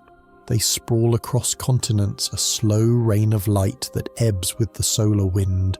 Oxygen and nitrogen, struck by energetic particles, glow in ghostly greens and violets. Sodium from ancient dust paints faint amber arcs. This is aurora by exposure, not by choreography, beautiful, boundless, and costly. Each display is a transaction. Ions slam into the exosphere and knock atoms free, a process called sputtering. Lighter fragments accelerate along electric fields and drift away forever. Without a magnetic shield, the daylight side compresses into a tight bow shock. The night side stretches a long wake where particles escape. Meteoric metals seed the glow, but over ages the air thins, colours dim, and the spectrum simplifies to pale bands and cold night glow. From orbit, the planet looks veined with fire, yet it is losing itself line by line, a slow sketch erased as it is drawn. On a lifeless Earth, the wind becomes its only sculptor, with no trees to slow it and no seas to swallow it. Air races freely across continents, carrying dust and shards of quartz like a river of glass. These are the silica storm's endless tempests that stretch for thousands of kilometers, grinding the surface into a fine pale powder. Each gust polishes rocks until they shine like mirrors, erasing the boundary between land and sky. From a distance, the planet seems to shimmer, its deserts alive with motion, though nothing truly moves. High above the dust forms vast ribbons that circle the globe, tracing the planet's jet streams. They glow faintly in sunlight, turning the air into a lens that bends color and heat. Over centuries, these storms carve dunes taller than mountains, then level them again, building and erasing landscapes in geological rhythm.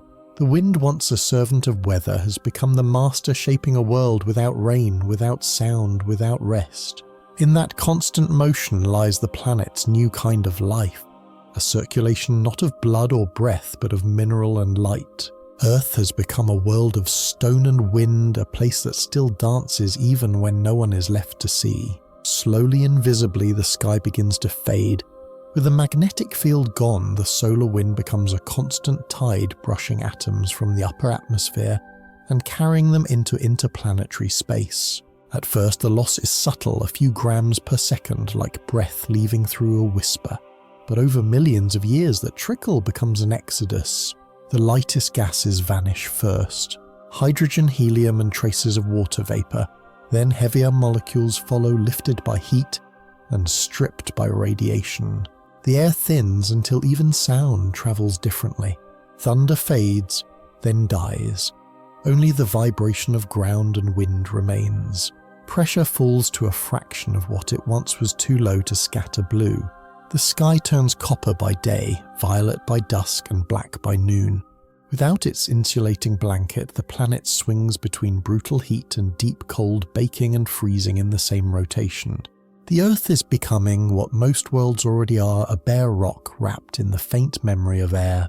In this new silence, erosion slows, chemistry stills, and the winds lose their voice. The last molecules that once carried scent and song drift upward, ionized, then gone. The sky does not close, it simply lets go. As the atmosphere thins, its warmth escapes. Night after night, temperatures plunge low enough for even gases to turn solid. Carbon dioxide is the first to yield, crystallizing along mountain slopes and crater floors as pale frost. Nitrogen follows, coating the plains in thin, glittering layers that sparkle under the sun before sublimating away each day. The air itself begins to behave like a tide, condensing at night, evaporating by noon, a ghostly breath cycling across a planet that no longer breathes. From orbit, Earth looks powdered in silver. Each dawn releases plumes of vapor that drift upward and vanish, carrying the last traces of an atmosphere into space. In the dark zones, frozen dunes build, slowly moving like glaciers made of air. With every century, the frost thickens, sealing the ground beneath an ever-growing crust of frozen gases. It is not snow, not ice, but the sky turns solid, the final weather this planet will ever know. In the silence of that frozen dawn, the world stands between two states, not quite rock, not quite void, and in that balance, fragile, transient, absolute, the last chapter of Earth's atmosphere is written line by line in frost. Sunlight meets a planet made of glass and frost. With oceans gone and air reduced to a thin veil, the surface hardens into bright salt pans, silica crusts and sheets of frozen gas. These skins are smooth enough to glitter like metal. The bond albedo climbs, more light is returned to space than ever before. At noon the ground flares white, then cools with brutal speed after dusk because there is almost no air to keep the heat. Day becomes a flash of glare, night becomes an abyss. The world is no longer blue or gold, it is chrome. Physics simplifies. No clouds, no water vapor, no weather to complicate the books. energy in, energy out, pure radiative arithmetic. High reflectivity cuts absorption in visible light, while the bare surface still radiates strongly in infrared driving. Extreme swings between scorching and freeze. Lightning vitrifies dunes into ribbons of desert glass. Micrometeorites glaze the plains into dark, pearly sheets. At the terminator, the boundary between blinding day and airless night looks razor-sharp, a moving line that writes geometry across continents. In the mirror of this planet, the sun sees itself, and the Earth at last is only an instrument measuring light. Even on a quiet planet, the crust never sleeps. Beneath the mirrored deserts, convection continues its slow push, forcing old ridges upward and dragging new trenches down. The supercontinent that once sprawled across the equator begins to break apart, its heart pulled open by mantle heat that refuses to dull. Cracks widen into rifts and molten basalt spills out, staining the silver plains black. The planet has no rain, no rivers, yet mountains still rise, driven not by erosion but by buoyancy and time. Each uplift is sharper than the last. Without water to smooth them, the new ranges gleam like blades catching sunlight on their glassy slopes. Volcanic cones tower above the frozen air, venting gases that hang for centuries before escaping to space. Gravity and heat sculpt the surface in silence, layering basalt ash and shattered quartz into new topographies of desolation. From orbit, it looks alive again, a planet still reshaping itself even after life is gone. Tectonics was once the cradle of continents and the destroyer of civilizations. Now it is simply momentum, the last echo of a world that learned to move and never forgot. Fire still finds a way. Beneath the chrome deserts, basalt rises in curtains along fissures, painting the plains with fresh night. In the thin chilled air, magma foams as dissolved gases rush out, the instant pressure drops. Without oceans or groundwater, there is little steam to drive phreatic blasts, yet the low ambient pressure lets bubbles grow fast and fierce.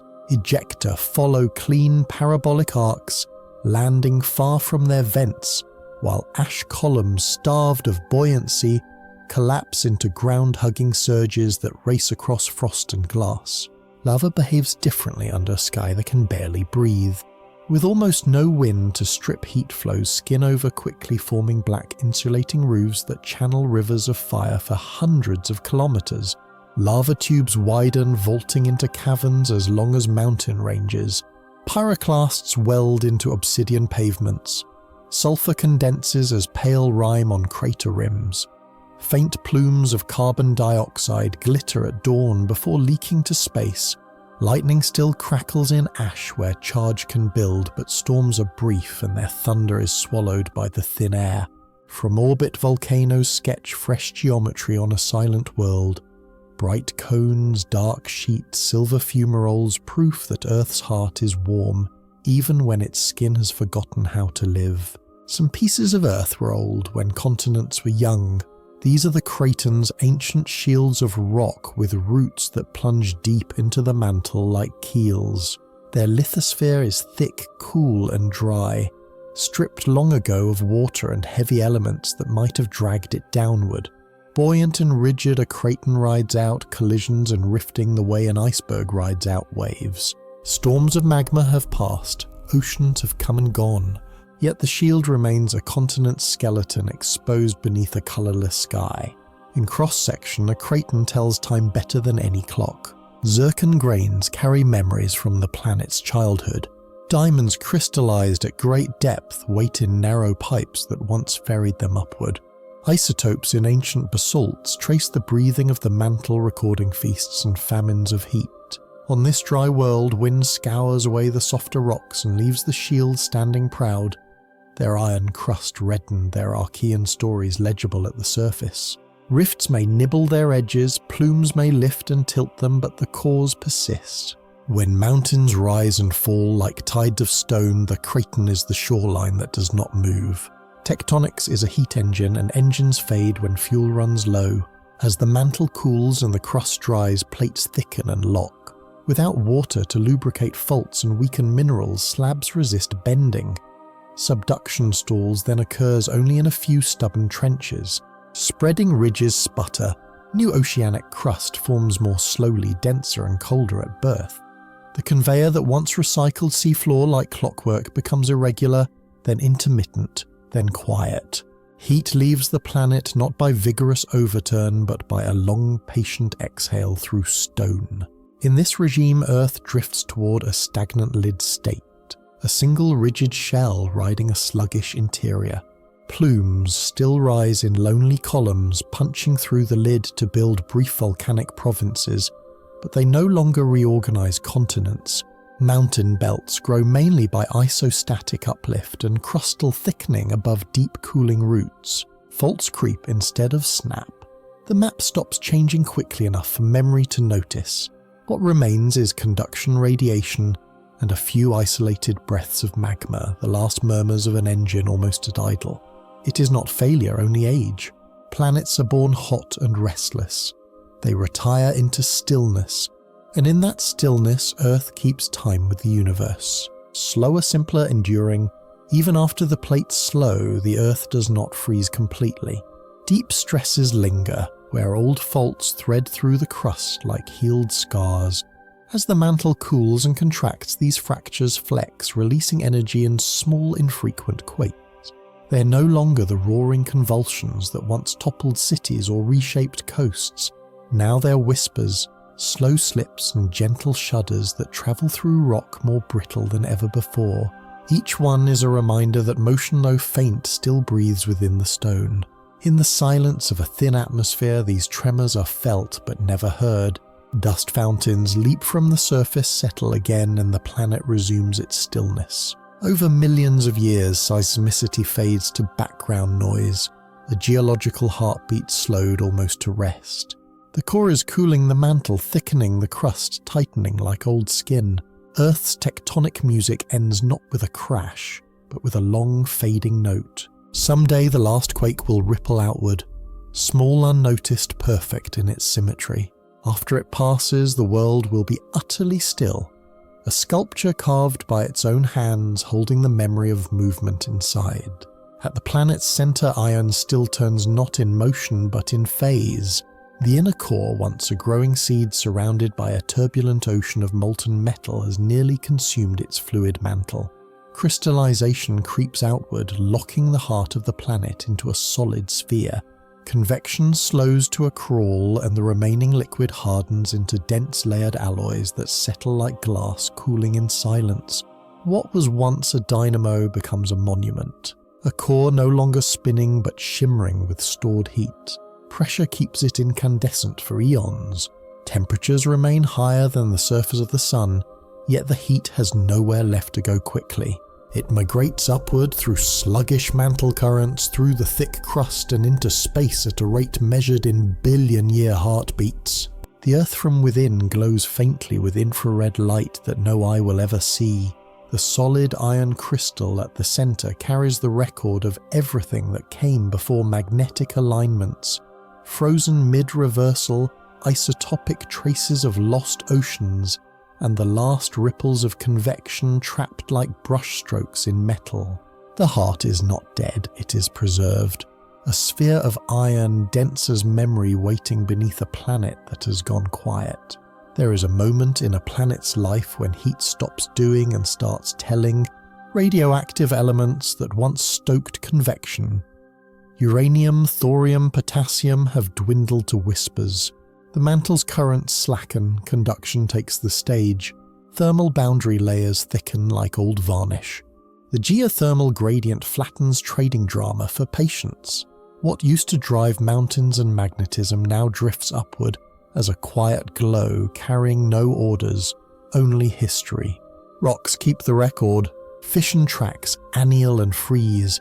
Helium slips from crystals and then is locked in place. Closure temperatures write timestamps that no clock can forge. Zircon apatite and olivine become thermometers of deep time, preserving the last pulses of internal warmth. With convection nearly gone, isotherms settle into still geometry, a map of yesterday's motion etched in today's calm. Heat becomes an archive rather than an engine, a library bound in basalt and diamond. And as space steals the final watts from the crust, the story remains legible. A world that burned, built, cooled, and then remembered. Even after the dynamo dies, the planet keeps a faint echo of its former field in ancient basalts and iron-rich sediments. Magnetic grains align with the direction of long-vanished poles freezing in place as the rocks cool. Each alignment is a page in a magnetic diary recording flips, drifts, and reversals across deep time. As the core solidifies, no new entries are written, but the old ones remain a fossilized aurora of the interior. Geophysicists call this remanent magnetization, and on Earth's silent surface it becomes one of the few traces of motion left. Dust storms sweep across basalt plains streaked with bands of alternating polarity, each stripe a memory of an ancient reversal. If future explorers ever drag a compass here, its needle will twitch at their feet, following not the living field but the ghosts of magnetism that linger in stone. These signatures will outlast the air, the oceans, even the sun's warmth. The Earth will no longer have a magnetic voice, yet its crust will whisper in patterns of iron. Evidence that once long ago the planet had a heartbeat strong enough to shape light itself. Cooling is the planet's final language, and it speaks in decades that last 1,000,000 years. With the core solid and the mantle sluggish, Earth loses heat the way embers dim slowly evenly without flame. Radiative balance dominates now. What the planet receives from the sun it reflects, and what it radiates away is the remnant of its own ancient fire. Each century the crust grows a little thicker, the interior a little darker, and the gradient that once drove continents and volcanoes fades toward zero. The surface, polished by time and frost, acts as a thermal mirror. Daylight flares across glassy deserts and frozen gases, bouncing much of the sun's energy back into space. At night, infrared light leaks outward freely unhindered by clouds or air. Temperature swings sharpen, chemical reactions stall. Deep below the mantle cools to the point where even solid state creep the slow crawl of crystal lattices becomes rare. The Earth is no longer a furnace but a relic cooling toward equilibrium with the void. In that long twilight, the planet resembles a memory in metal and stone, warm enough to glow but too tired to change. The last heat it gives off is not power but testimony, proof that once the world was alive. When chemistry slows and motion ends, glass begins to rule. With no rain, no air, and no tectonic breath, the surface minerals anneal under constant sunlight, their atoms rearranging in patient silence. Silicates fuse into smooth veneers that spread over old lava flows and dunes alike, sealing them beneath a crystalline glaze. Micrometeorites melt tiny craters that freeze before they can deform, leaving the world stippled and shining. Day after day, the planet turns beneath its own reflection, becoming less a landscape and more an artifact. In this era, erosion gives way to vitrification, the gradual transformation of matter into mirror. Mountains wear skins of fused quartz. Basalt plains develop optical sheen. Even the frost that once condensed from the thinning air becomes transparent, layered like glass over glass. From orbit Earth appears almost liquid, a frozen wave caught between opacity and brilliance. The age of glass is the quietest yet, a time without colour, without change, without sound. The planet no longer records weather or time, it only reflects them. And as the sun burns whiter in its own aging arc, the world below answers in kind a mirror, remembering the fire that made it. At the centre of the Earth, crystallization continues like winter without end. As the liquid remnants of the outer core, cool molten iron begins to freeze along the boundary, falling inward as metallic snow. Each flake is microscopic but heavy beyond imagination, drifting through liquid iron, fusing as it descends, feeding the solid inner sphere. The process releases latent heat and light, slowing the core's death while layering it with mirrored frost. From far above, nothing stirs, yet beneath an endless storm of metal shapes the heart of the world. This iron snow marks the final act of the planet's internal evolution. Once convection built magnetism and moved continents, now crystallization consumes what remains, impurities in the alloy sulfur-oxygen. Nickel separate like mist from rain, rising to form thin stratified shells that trap the last pockets of warmth. Each flake that lands expands the solid core outward, one atom thick at a time. The motion is glacial but precise, a kind of metallurgical heartbeat ticking long after everything else has gone still. In time, even this will stop. The last flakes will fall, the core will lock, and the planet's furnace will become a sphere of frozen iron, silent, complete, and shining faintly in the dark. A billion years beyond iron snow, the whole world takes on the same idea. It hardens. The crust thickens into a single pane welded by ancient lavas and glazed by glass. Below it, the mantle cools past the point where rocks creep like honey. Crystal lattices lock and deformation becomes rare, episodic, reluctant. Convection narrows into a few tired plumes that gutter and fade. The planet has crossed a threshold from fluid memory to solid record, a sphere that remembers more than it moves. Tides no longer tug meaningfully. The planetary queue rises, dissipation falls, and rotation changes only by dust and time. Seismology, if anyone could practice it, would read like a museum catalogue. Velocity contrasts to crisp boundaries, sharp anisotropies fossilized into neat patterns that once flowed like ink. The old transition zones where minerals morphed under heat and pressure have quieted. Bridgmanite provinces sleep under continents that no longer drift. Thermal stresses still sketch hairline faults, and micrometeorites garden the surface with a fine metallic grit, but nothing resets the map. The Earth is fully crystallized crust mantle and core aligned in still geometry. What remains is a monument to cooling. A planet that once built mountains and oceans, now keeping perfect shape in the dark.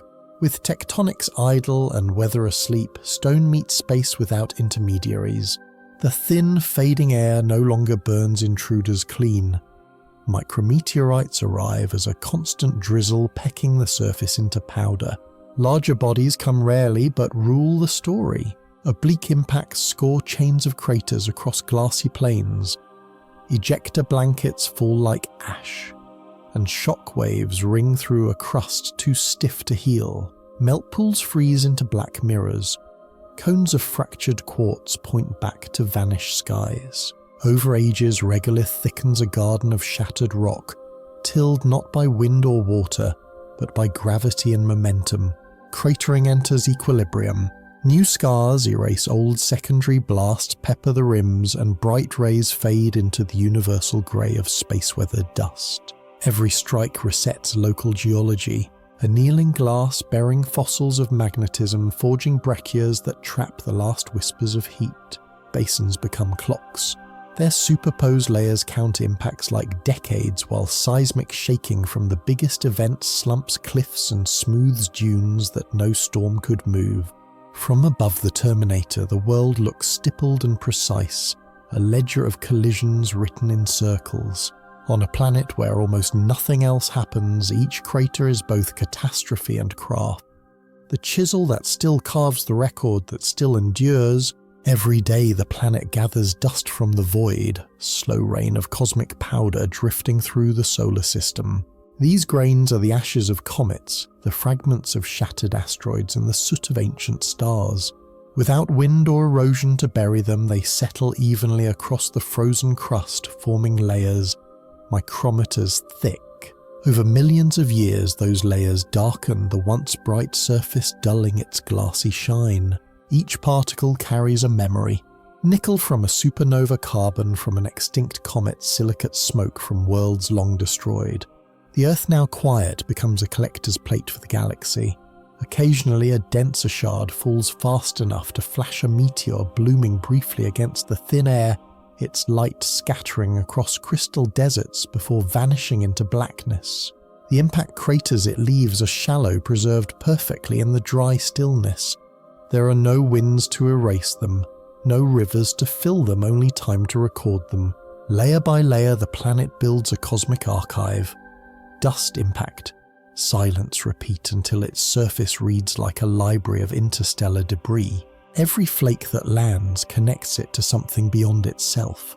In death, the Earth becomes what it always looked toward, a piece of the universe reflecting the slow rain that made it. Far above the frozen world, the sun itself begins to change. Its hydrogen stores, long dwindling, are nearly gone, and fusion in its core falters. For a while it brightens, a desperate flare of energy as helium burning begins, but soon the balance tips. The outer layers expand outward, thinning into a vast red shroud that swallows the inner planets whole. From Earth's orbit, the sky once again glows not with blue or air, but with the breath of a dying star.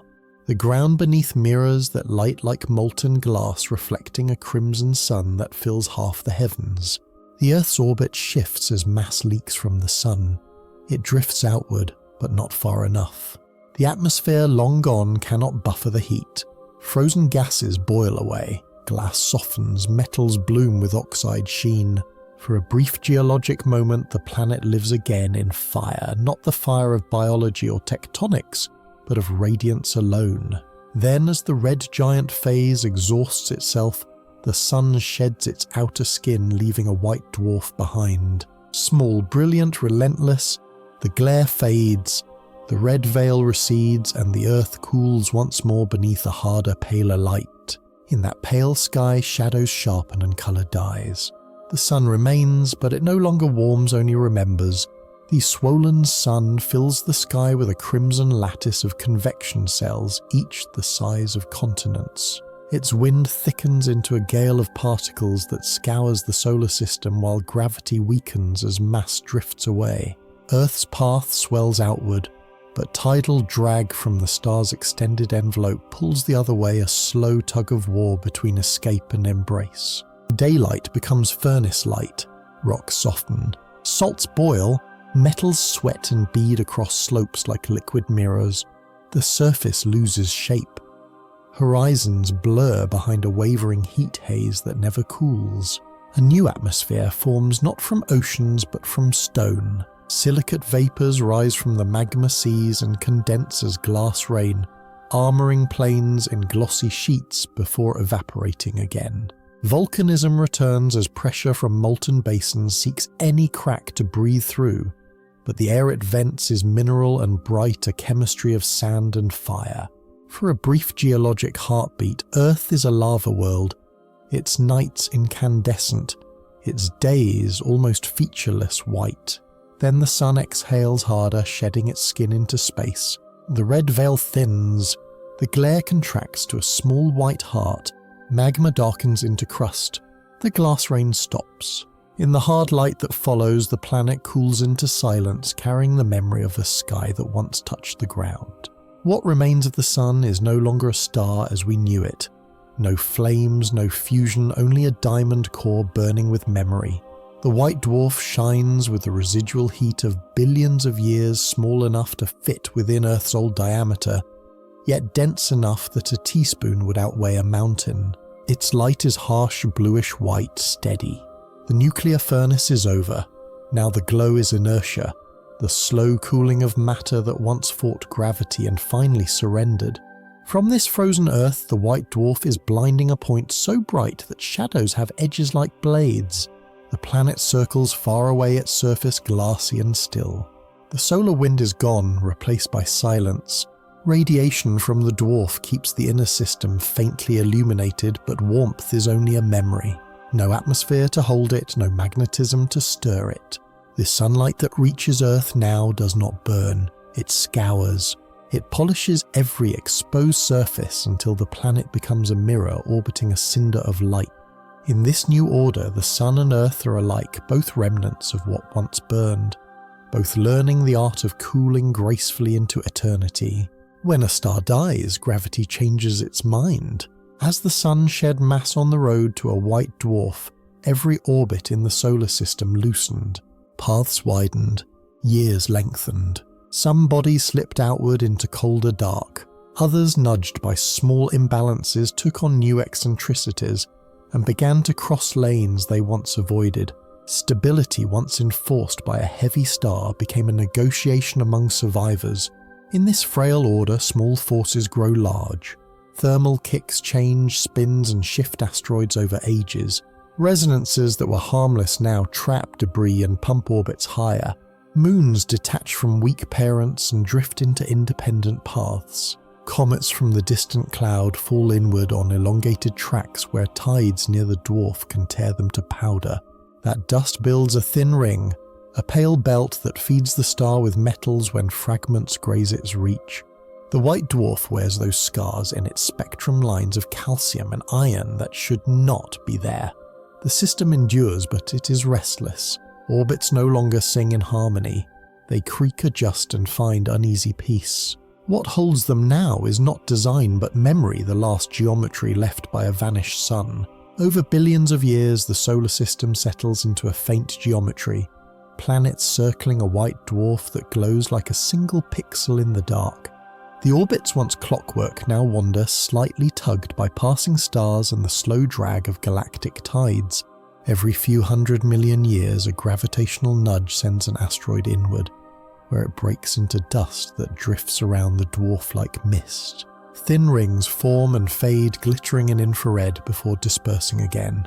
Earth drifts among them, its path faintly elliptical, its rotation slow and uneven. The tides of the vanished moon, the push of sunlight, the pull of encounters all have smoothed into stillness. Seasons no longer exist, only shadows that come and go without pattern. The solar system has no center of warmth, no storms, no pulse. It endures not as a living machine, but as a fossil orbiting its own memory. If time could be heard, this would be silence made of motion, the faint hum of gravity balancing itself, the last echo of the dance that once lit the sky. The moon has been drifting outward since the first tides, a patient retreat measured in centimeters per year. On a waterless Earth, friction falls and the retreat slows, but it never quite stops. Ages pass. Under the red giant sky, solar mass loss loosens every orbit. After the white dwarf dawns, subtle tugs from planets and galactic tides keep working the seam between Earth and its companion. Two endings wait in the mathematics. In one, the moon wanders beyond the edge of Earth's hill sphere and slips free, becoming a lonely minor world circling a pale star. In the other, after unthinkable time, tidal talks reverse and draw it inward toward the Roche limit where rock cannot hold. Either path is quiet. There are no seas to heave, no blue nights to witness the parting. The lunar interior is long frozen. Volcanism is memory. Only micrometeorites garden its skin into darker glass. If escape wins, the moon fades into the background, a dim coin among debris rings that briefly flare in infrared and vanish. If downfall wins, the last approach ends in a stony veil around Earth, a fragile ring that slowly rains back as powder, returning the satellite to the world that raised it. In both cases, the story resolves to the same line. Gravity keeps the books. Moons are not immortal. They are debts paid in distance or in dust. The age of fusion has ended, yet the light remains. The white dwarf sun glows like a hot ember adrift in the void, tiny, dense, and constant. It gives no warmth, only radiation, a ghost of the star it once was. Planets circle it in perfect silence, their paths steady but sterile. The light that reaches Earth now is pure physics.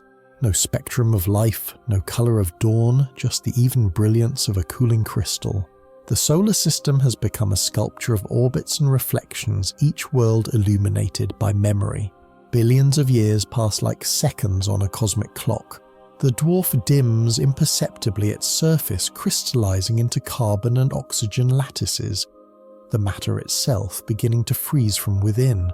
Its light shifts to ivory, then grey. To distant galaxies it fades from sight, blending into the stellar background.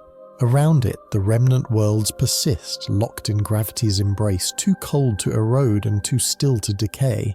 This is the long dusk, an era of endurance rather than change, when the sun becomes not a source, but a relic glowing faintly to mark that it ever was.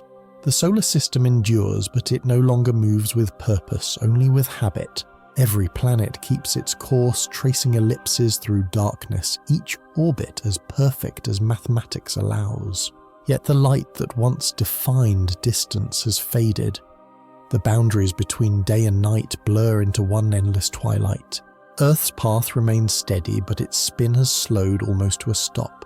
One hemisphere stares eternally at the dim star, the other faces the void, each locked in its own version of silence. In this stasis, gravity is the only storyteller left.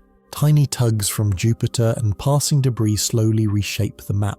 Mercury, long since absorbed by the Sun's earlier expansion, is gone. Venus circles close inert and scorched glass. Mars drifts outward, its rusting deserts unchanged for billions of years. The giant planets are the last architects, their moons frozen in orbital chains that no longer cast shadows. Asteroids still fall, sometimes striking the inner worlds with slow, muffled precision. Craters bloom, then persist forever. The only movement left is impact. This is a universe of frozen orbits where motion exists without consequence, and every path is a memory repeated until gravity itself forgets. Far beyond the frozen inner worlds, the giant planets keep their vigil. Jupiter, once the Storm King, now turns beneath a pallid light. Its bands, long faded, have merged into slow uniform gradients of beige and grey. The great red spot, that ancient hurricane older than civilization, has dissolved into still air. Deep within, metallic hydrogen has cooled and solidified, turning the once fluid heart into a dense sphere of exotic ice. Lightning no longer flickers. Thunder has no medium to travel through. The planet breathes only through gravity. Saturn's rings, once brilliant, have fallen. Dragged by micrometeorites and plasma drag ages ago, their particles spiraled inward, leaving a faint halo of dust around the equator. Uranus and Neptune drift farther out, pale marbles in a darkness too wide to name. Their atmospheres condense. Clouds collapse into snow that never melts. The giants, once radiant in reflected sunlight, have become monuments of inertia. Their colours dimmed, their storms gone, their energy spent. They remain massive but mute. For the first time in solar history, even Jupiter has nothing left to say. Beyond the giants, the dim frontier survives in frost. Pluto, Eris and their kin circle in long cold ellipse. Their nitrogen and methane ices locked into permanent shade. Cryovolcanoes that once exhaled faint plumes have fallen silent. Heat leaks too slowly to lift a grain. On these dwarf worlds, seasons are now geologic. Centuries of twilight followed by centuries of night. Their skies are vacuum clear, their horizons knife sharp, their surfaces etched with the slow punctuation of distant impacts. Nothing melts, nothing sublimates. The Kuiper Belt has become a museum of first drafts, primordial, preserved and still. Farther out, the Oort cloud turns from nursery to minefield. Passing stars in the galaxy's tidal pool keep jostling its trillions of cometary seeds. A few tumble inward on glacial timescales, shredding into dust near the white dwarf and feeding a thin infrared bright ring. Metals from these ruins stain the star's spectrum, proof that even a dead sun can still eat. Most bodies are not so fated. Some are ejected into interstellar night, carrying the solar system's signature with them. Others are captured by wanderers, becoming citizens of new skies. The outer worlds do not end. They disperse, a slow unspooling of cold into the galaxy. After trillions of years, even light grows tired. The white dwarfy sun, long dimmed to a cool ember, continues to radiate steadily, faintly predictably, until its surface solidifies entirely. Carbon and oxygen within the star crystallize into a vast lattice, a cosmic diamond the size of Earth. No longer luminous, it glows only in infrared, invisible to any eye. The solar system becomes a set of shadows orbiting a shadow.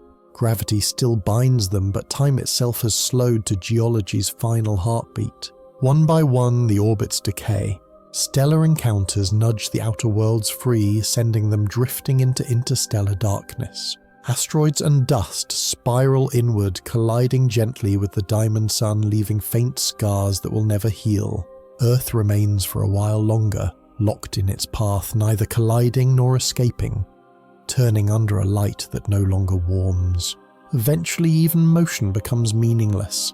The last rotation, the last orbit, the last glint of reflected light, all fade into the same universal equilibrium. The solar system does not die in violence. It dissolves in patience, surrendering to the simplest truth. that everything given enough time cools. The sun's last light fades not with a flare but with a whisper.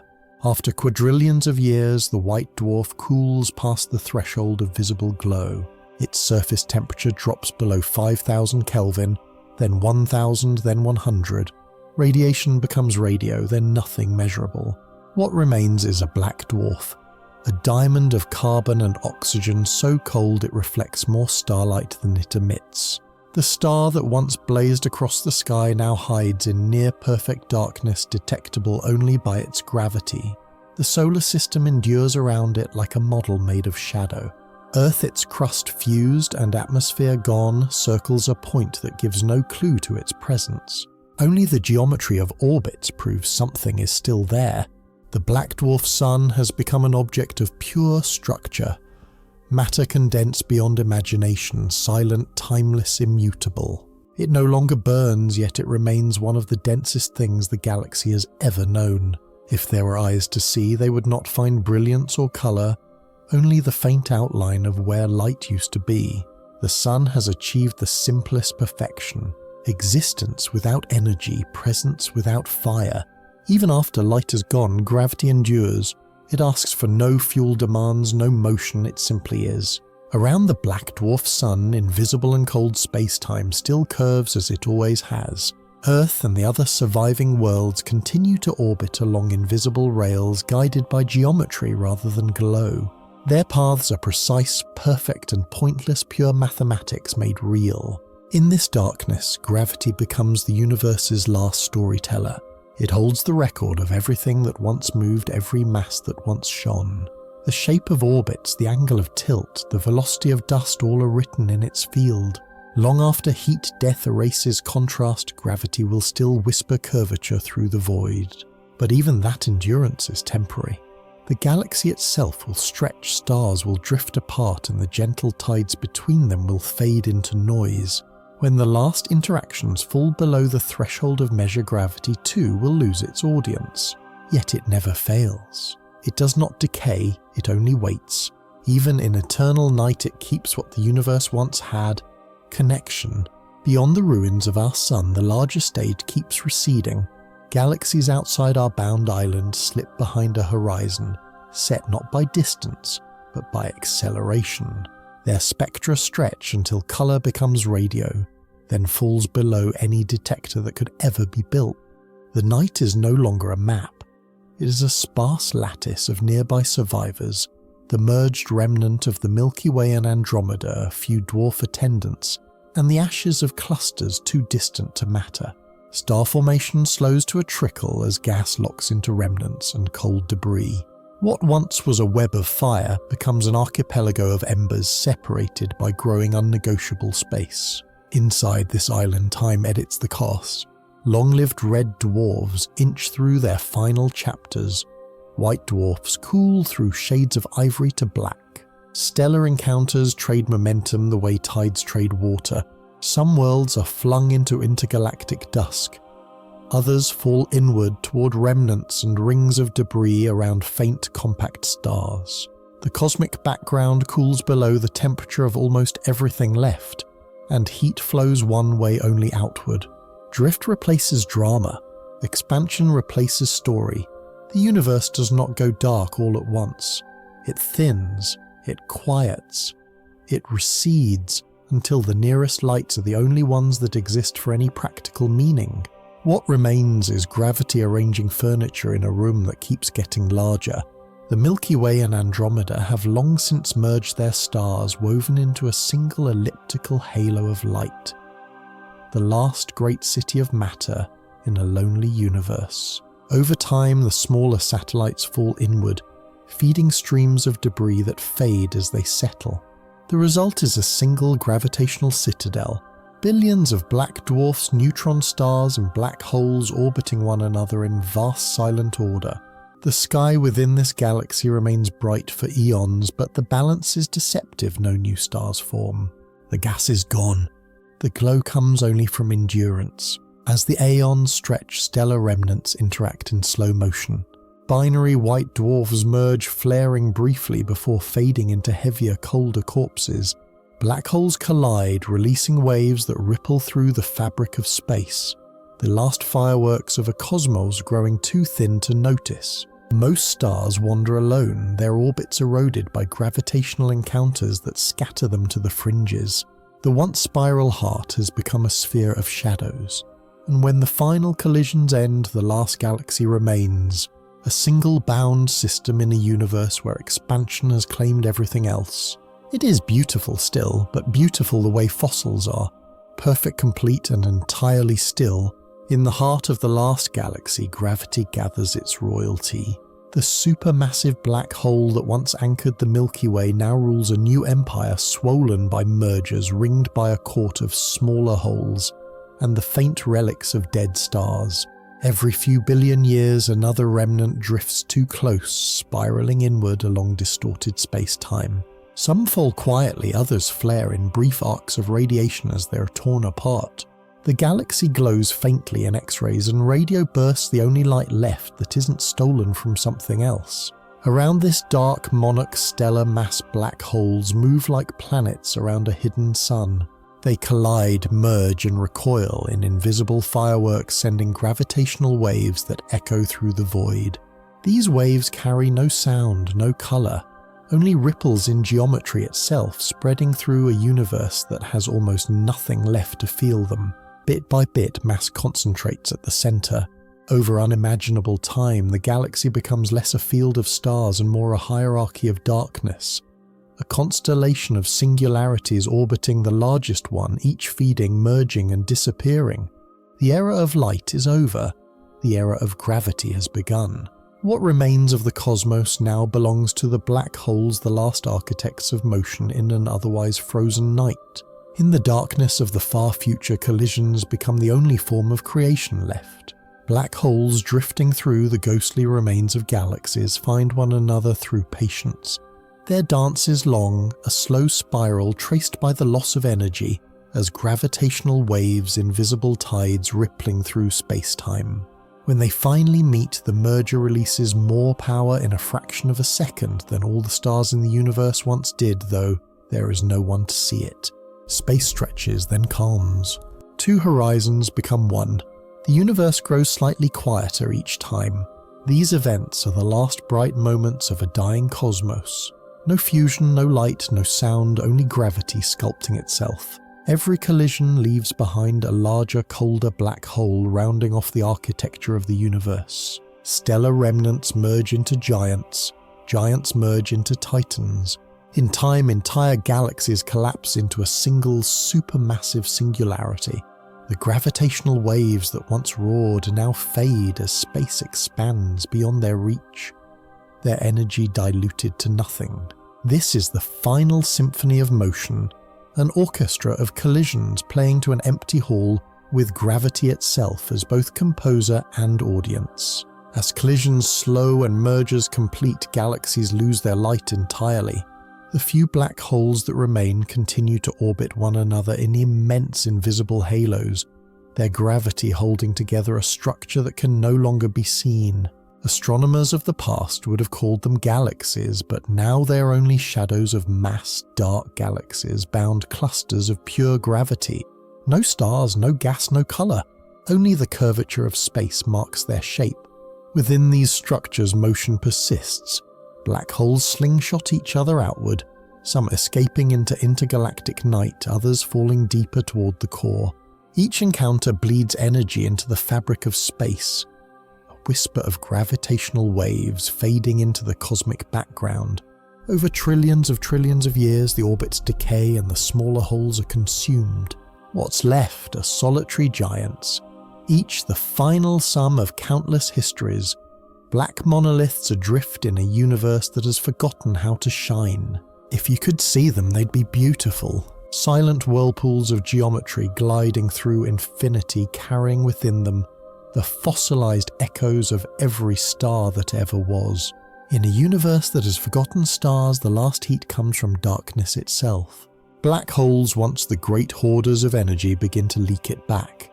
Their horizons glow with a whisper called Hawking radiation, a thermal murmur born from quantum fields at the rim of nothing. The smaller the hole, the hotter the whisper. Giants stay cold for ages beyond imagination, but the lesser ones warm, first shedding mass as faint light and ghostly particles. No flames, no fusion, only geometry turning into heat, one slow photon at a time. Time stretches until language fails. A stellar black hole needs roughly a 1 with 64 zeros years to fade. A galactic monarch would take far longer still, yet the direction is set. Each moment the horizon shrinks, the spectrum hardens, and the prison of gravity pays its debt to the vacuum. The cosmos brightens not with dawn, but with embers scattered through absolute night. When evaporation begins, creation ends. What radiates now are the accounts being closed, and in that patient glow lies a final symmetry. The universe that once built black holes from light will unbuild them into light again. As the ages lengthen, beyond measure evaporation becomes the universe's only form of light. Across trillions of years, black holes of every size whisper away their mass in radiation. At first it is faint and cold, but as they shrink the temperature rises. Photons and neutrinos pour outward in a final crescendo that no eye can see. In this late era, the cosmos flickers with countless invisible fires, black holes dying quietly in scattered corners, each one a solitary lighthouse marking the end of gravity's reign. Eventually only the largest remained, the galactic monarchs, each as massive as millions of suns. Their evaporation takes longer than the lifetime of every star that ever was, yet it too must end. As the final moments approach, their temperature spikes to unimaginable heights. Gamma rays burst forth in a brief blinding flash, the last radiance of the universe. Then silence. The horizon collapses, the mass is gone, and the energy disperses into the thin eternal background. For a heartbeat of cosmic time, creation reverses. What fell in as matter returns as light, and then the universe, having spent every stored calorie of motion and mass, drifts into darkness once more. What follows the final flash is not a night you can see, but a temperature. The universe keeps expanding, stretching every photon until energy becomes almost nothing. The background cools toward absolute zero without ever arriving. Space is filled with thin seas of low-energy photons, ghostly neutrinos, and a dusting of lonely particles drifting apart forever. No stars, no atoms shining, no chemistry with a reason to begin. Entropy is near its ceiling. The cosmos has become statistics, fluctuations without stories, motion without destinations. Physics does not end, it simplifies. Gravity still curves space, but there is little left to curve. Quantum fields still hum, but their notes are faint and long. If protons are unstable, then over times longer than any language, matter will quietly dissolve into lighter things. If protons endure, islands of cold iron and degenerate matter may persist dark and inert, destined only to drift. With a cosmological horizon, even empty space owns a temperature, a whisper of radiation that ensures perfect zero stays out of reach. After the last light, the universe is not dead, it is finished. It holds its shape, keeps its laws, and waits with nothing left to spend. In the long chill after light, matter faces its own slow unravelling. Protons, if they are unstable, will not last forever. Over timescales longer than the lifetime of every black hole combined, they may quietly decay, each one, releasing a faint pulse of energy and vanishing into lighter particles. The universe becomes thinner, not because of violence, but because of patience. Every atom that once built stars, planets, and life gradually dissolves into radiation, leaving behind only the faintest soup of leptons and photons drifting endlessly apart. But if protons endure, the end takes a different shape. Matter does not vanish, it merely freezes. Atoms collapse into degenerate relics, their electrons pressed into nuclei, their structures fused into solid blocks of iron and nickel. These iron islands drift through darkness like fossil continents, inert, indestructible, perfectly cold. With no more decay and no more collisions, they circle forever in silence, fragments of a universe that once glowed. Whether matter fades or hardens, both roads meet at the same horizon, equilibrium. Nothing left to change, nothing left to burn, and time itself without a reason to pass.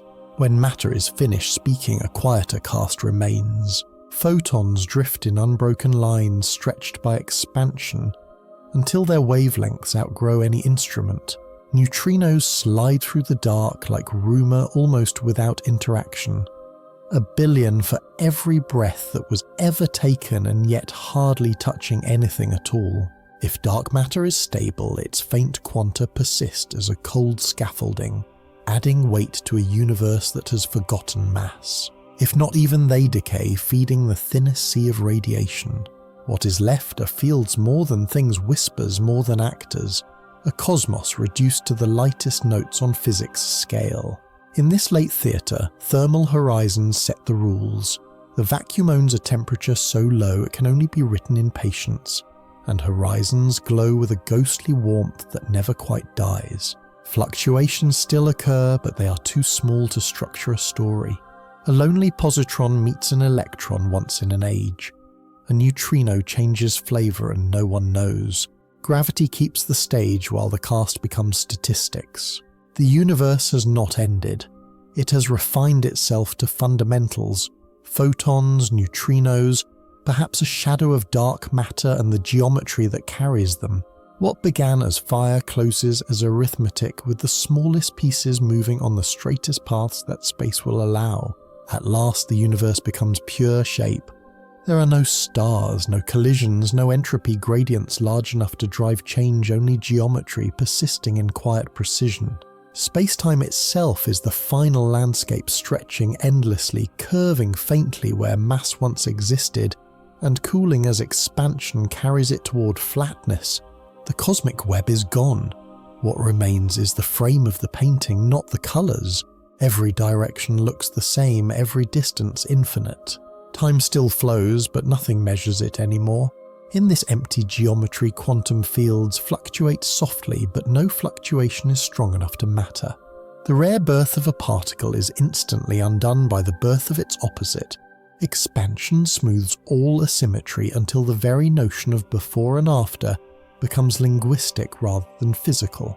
The universe has achieved perfect symmetry, a vacuum defined only by the absence of contrast. It is not death, but completion. The laws still hold, though nothing calls upon them. Space remains patient and exact, an unending equation balanced perfectly on both sides. Even when nothing happens, something trembles.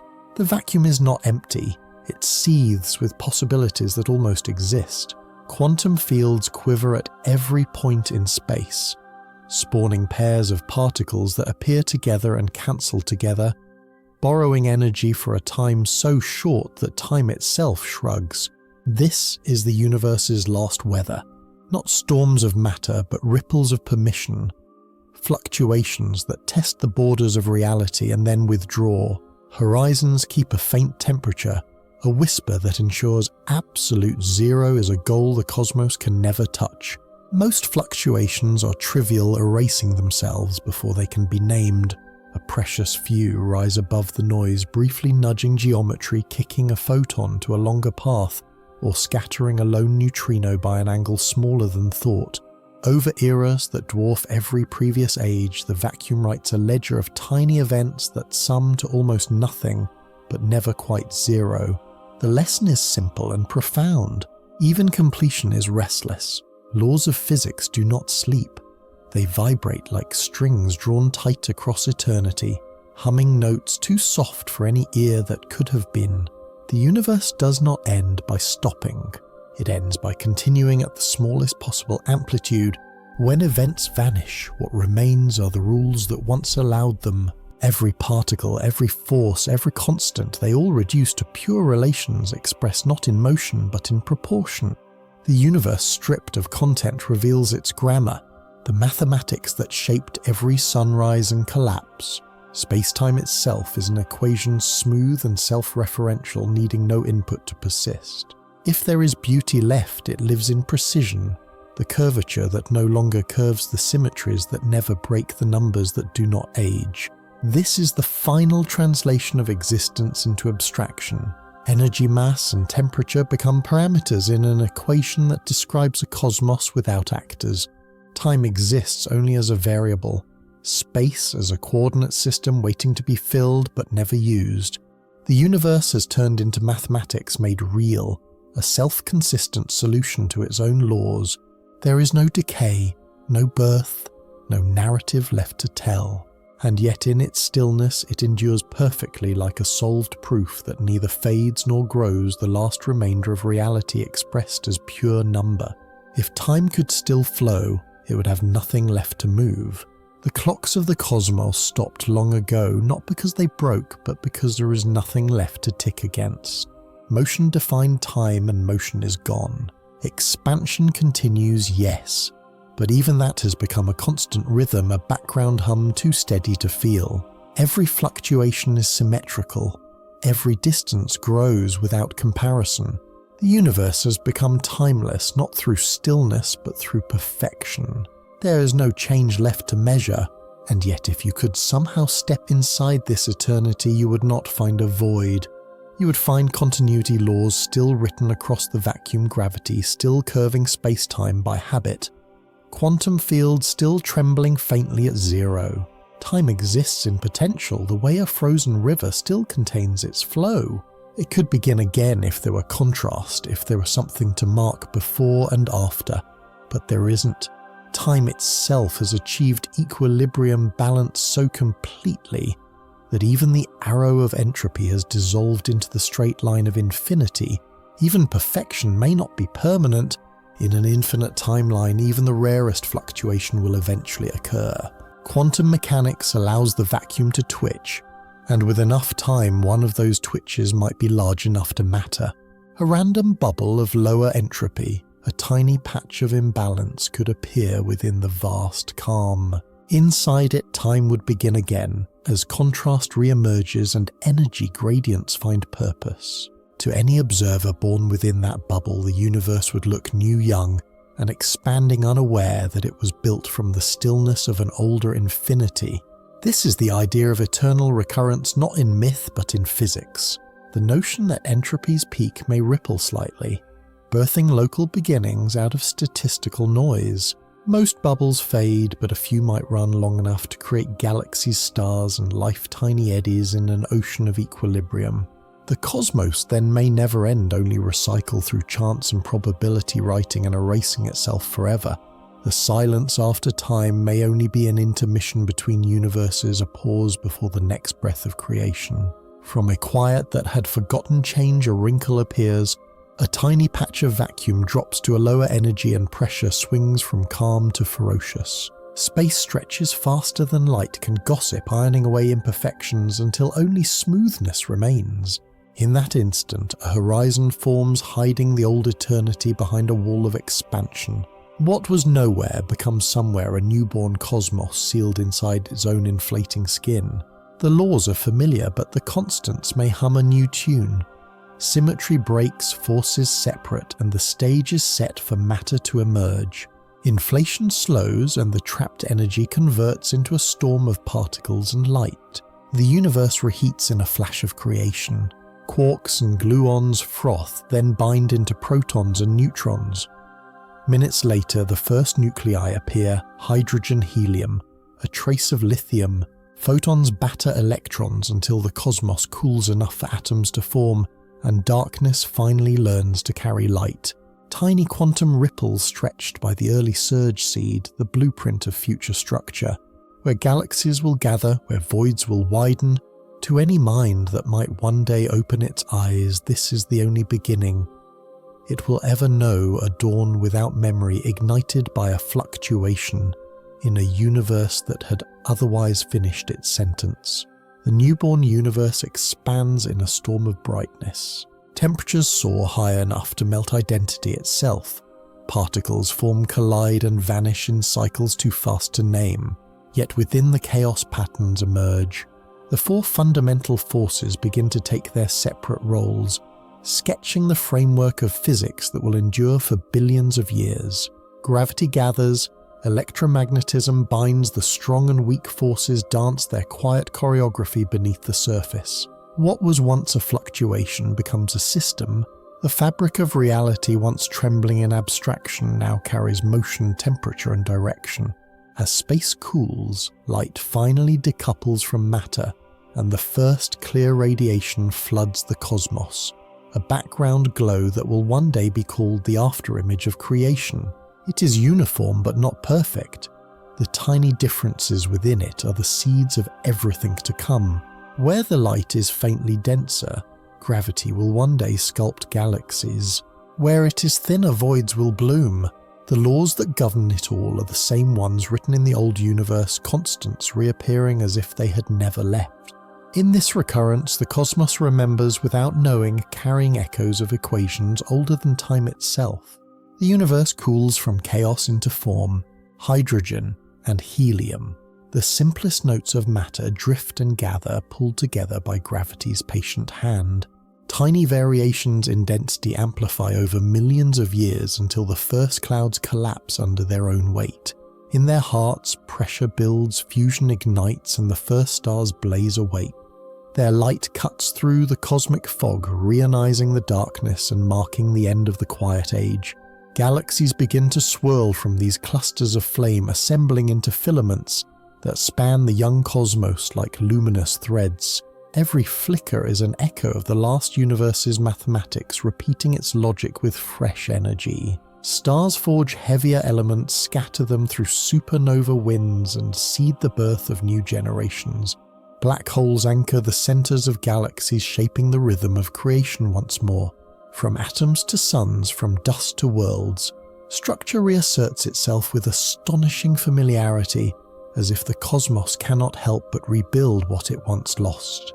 And somewhere in this intricate lattice of gravity and fire, new possibilities for thought awaken, destined to wonder how it all began. Night regains its constellations. After the first giants burn fast and scatter metals, quieter suns take their places, long-lived, balanced and calm. Their light is steadier, their lifetimes measured in tens to hundreds of billions of years. Disks of dust and ice swirl around them, flattened by collisions and shepherded by newborn planets. Carbon, oxygen, silicon and iron, forged in earlier fire, now assemble into pebbles, then rocks, then worlds. It is the most familiar miracle in the universe. Gravity writes circles. Chemistry reads them and answers with structure. Star birth becomes routine again. Clusters light up the arms of fresh galaxies, while black holes at their centers regulate growth with winds and jets. Metallicity climbs. Cooling becomes easier. Smaller stars form in greater numbers, promising an era more patient than the one before. Around the warmest, most stable dwarfs, atmospheres condense, oceans gather, and cycles begin to tick. Energy flows from starlight to stone, from mantle to sky, from lightning to molecule. The cosmos has restarted its workshop using the same laws but richer materials. And somewhere on a modest world orbiting a modest sun, eyes will open, look up and feel the ancient shock of recognition. The stars have returned, and with them the possibility to ask why. As planets awaken, their surfaces begin to write again. Rain carves valleys, volcanoes breathe air. Lightning stirs oceans thick with chemistry. In the quiet corners of countless systems, molecules link, fold, and learn to persist. Most fail and vanish, but a few endure, copying themselves through time. From those few, complexity grows a second genesis, unfolding in a universe that has forgotten the first. The elements remember what they once did. Carbon builds scaffolds, nitrogen writes codes, and oxygen drives motion. Life returns not as repetition but as rhyme. Across galaxies, the same experiment begins again. Some worlds burn too early, some freeze too soon. Some find the delicate balance that lets thought arise. Civilizations climb toward the stars, build instruments and point them at the night, asking where it all came from. Their telescopes catch the faint echo of the cosmic background, unaware that it's the afterimage of a universe older than memory.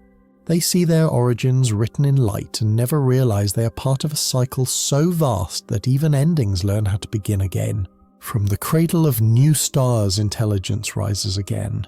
Across spiral arms and clustered systems, minds awaken to the rhythm of physics that has played before.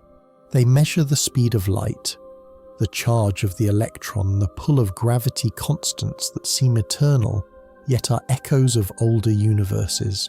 These civilizations build machines that orbit suns, harvest energy, and write histories in the language of mathematics. Some reach harmony with their worlds, others burn too quickly, repeating the ancient impatience of progress. But all share one destiny, the realization that existence is finite yet astonishingly recursive. Over time they reach farther. Probes cross interstellar gulfs, trading silence for discovery. Cultures rise and fall, but their relics survive metal.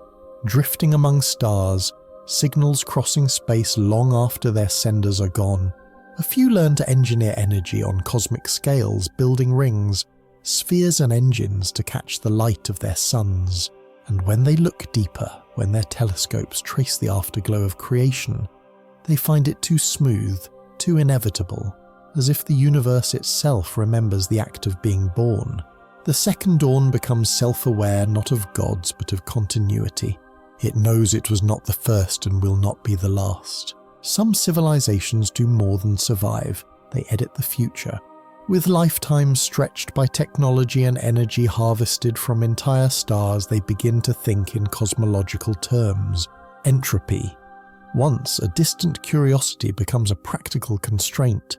They ask whether the universe must simply run down, or whether its last chapters can be gently redirected. Their tools are gravity, information, and light.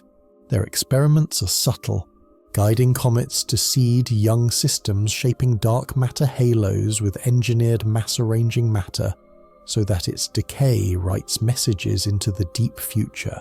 Most such projects will be lost, swallowed by expansion and heat death. But a few may succeed in stranger ways. If the vacuum can fluctuate into new beginnings, perhaps its parameters can be nudged.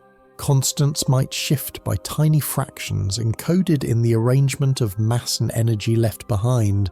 In that view, the architects of continuity are not gods but boundary conditions, leaving imprints that echo into the next round of creation. The laws themselves remain, but their starting values carry fingerprints. And so long after their worlds have cooled and their stars have dimmed, these civilizations may persist only as biases in the dice that roll the next universe into being. If you could travel 1 billion years into the future, this is what you would find and what you would become part of. You would see oceans fade, mountains soften, the sun swell and vanish, and the stars dissolve into their own shadows. You would watch galaxies merge, black holes devour and die, and time itself stretch until meaning blurs. And then when everything had cooled to silence, you would see a single tremor, a fluctuation, and the birth of light again. The cycle complete, the traveller would realise that the future is not a place ahead, but a loop written into the nature of existence itself. Perhaps that's the quiet truth behind it all. The universe doesn't end, it remembers. Every atom, every law, every constant carries the imprint of what came before. From the collapse of stars to the spark of thought, everything that has ever existed contributes to the rhythm of recurrence. If you stood there at the edge of the next beginning, looking back across eternity, you might finally understand the future was never waiting for us. We were always part of it, moving through the same infinite breath the cosmos keeps taking again and again. The story ends where it began, with a question whispered into the dark. We searched the future and found no edges, only reflections. Light turning into matter, matter into gravity, gravity into silence, and silence into light again. The universe is not a straight road, but a heartbeat pulsing between creation and completion. Every particle, every world, every fleeting thought is part of that rhythm. And maybe that's the answer our journey has been chasing. Not why the cosmos exists, but how it continues through change, through repetition, through the quiet certainty that nothing is ever truly lost. Somewhere in another dawn, 1 trillion years from now, someone else will look up and wonder the same.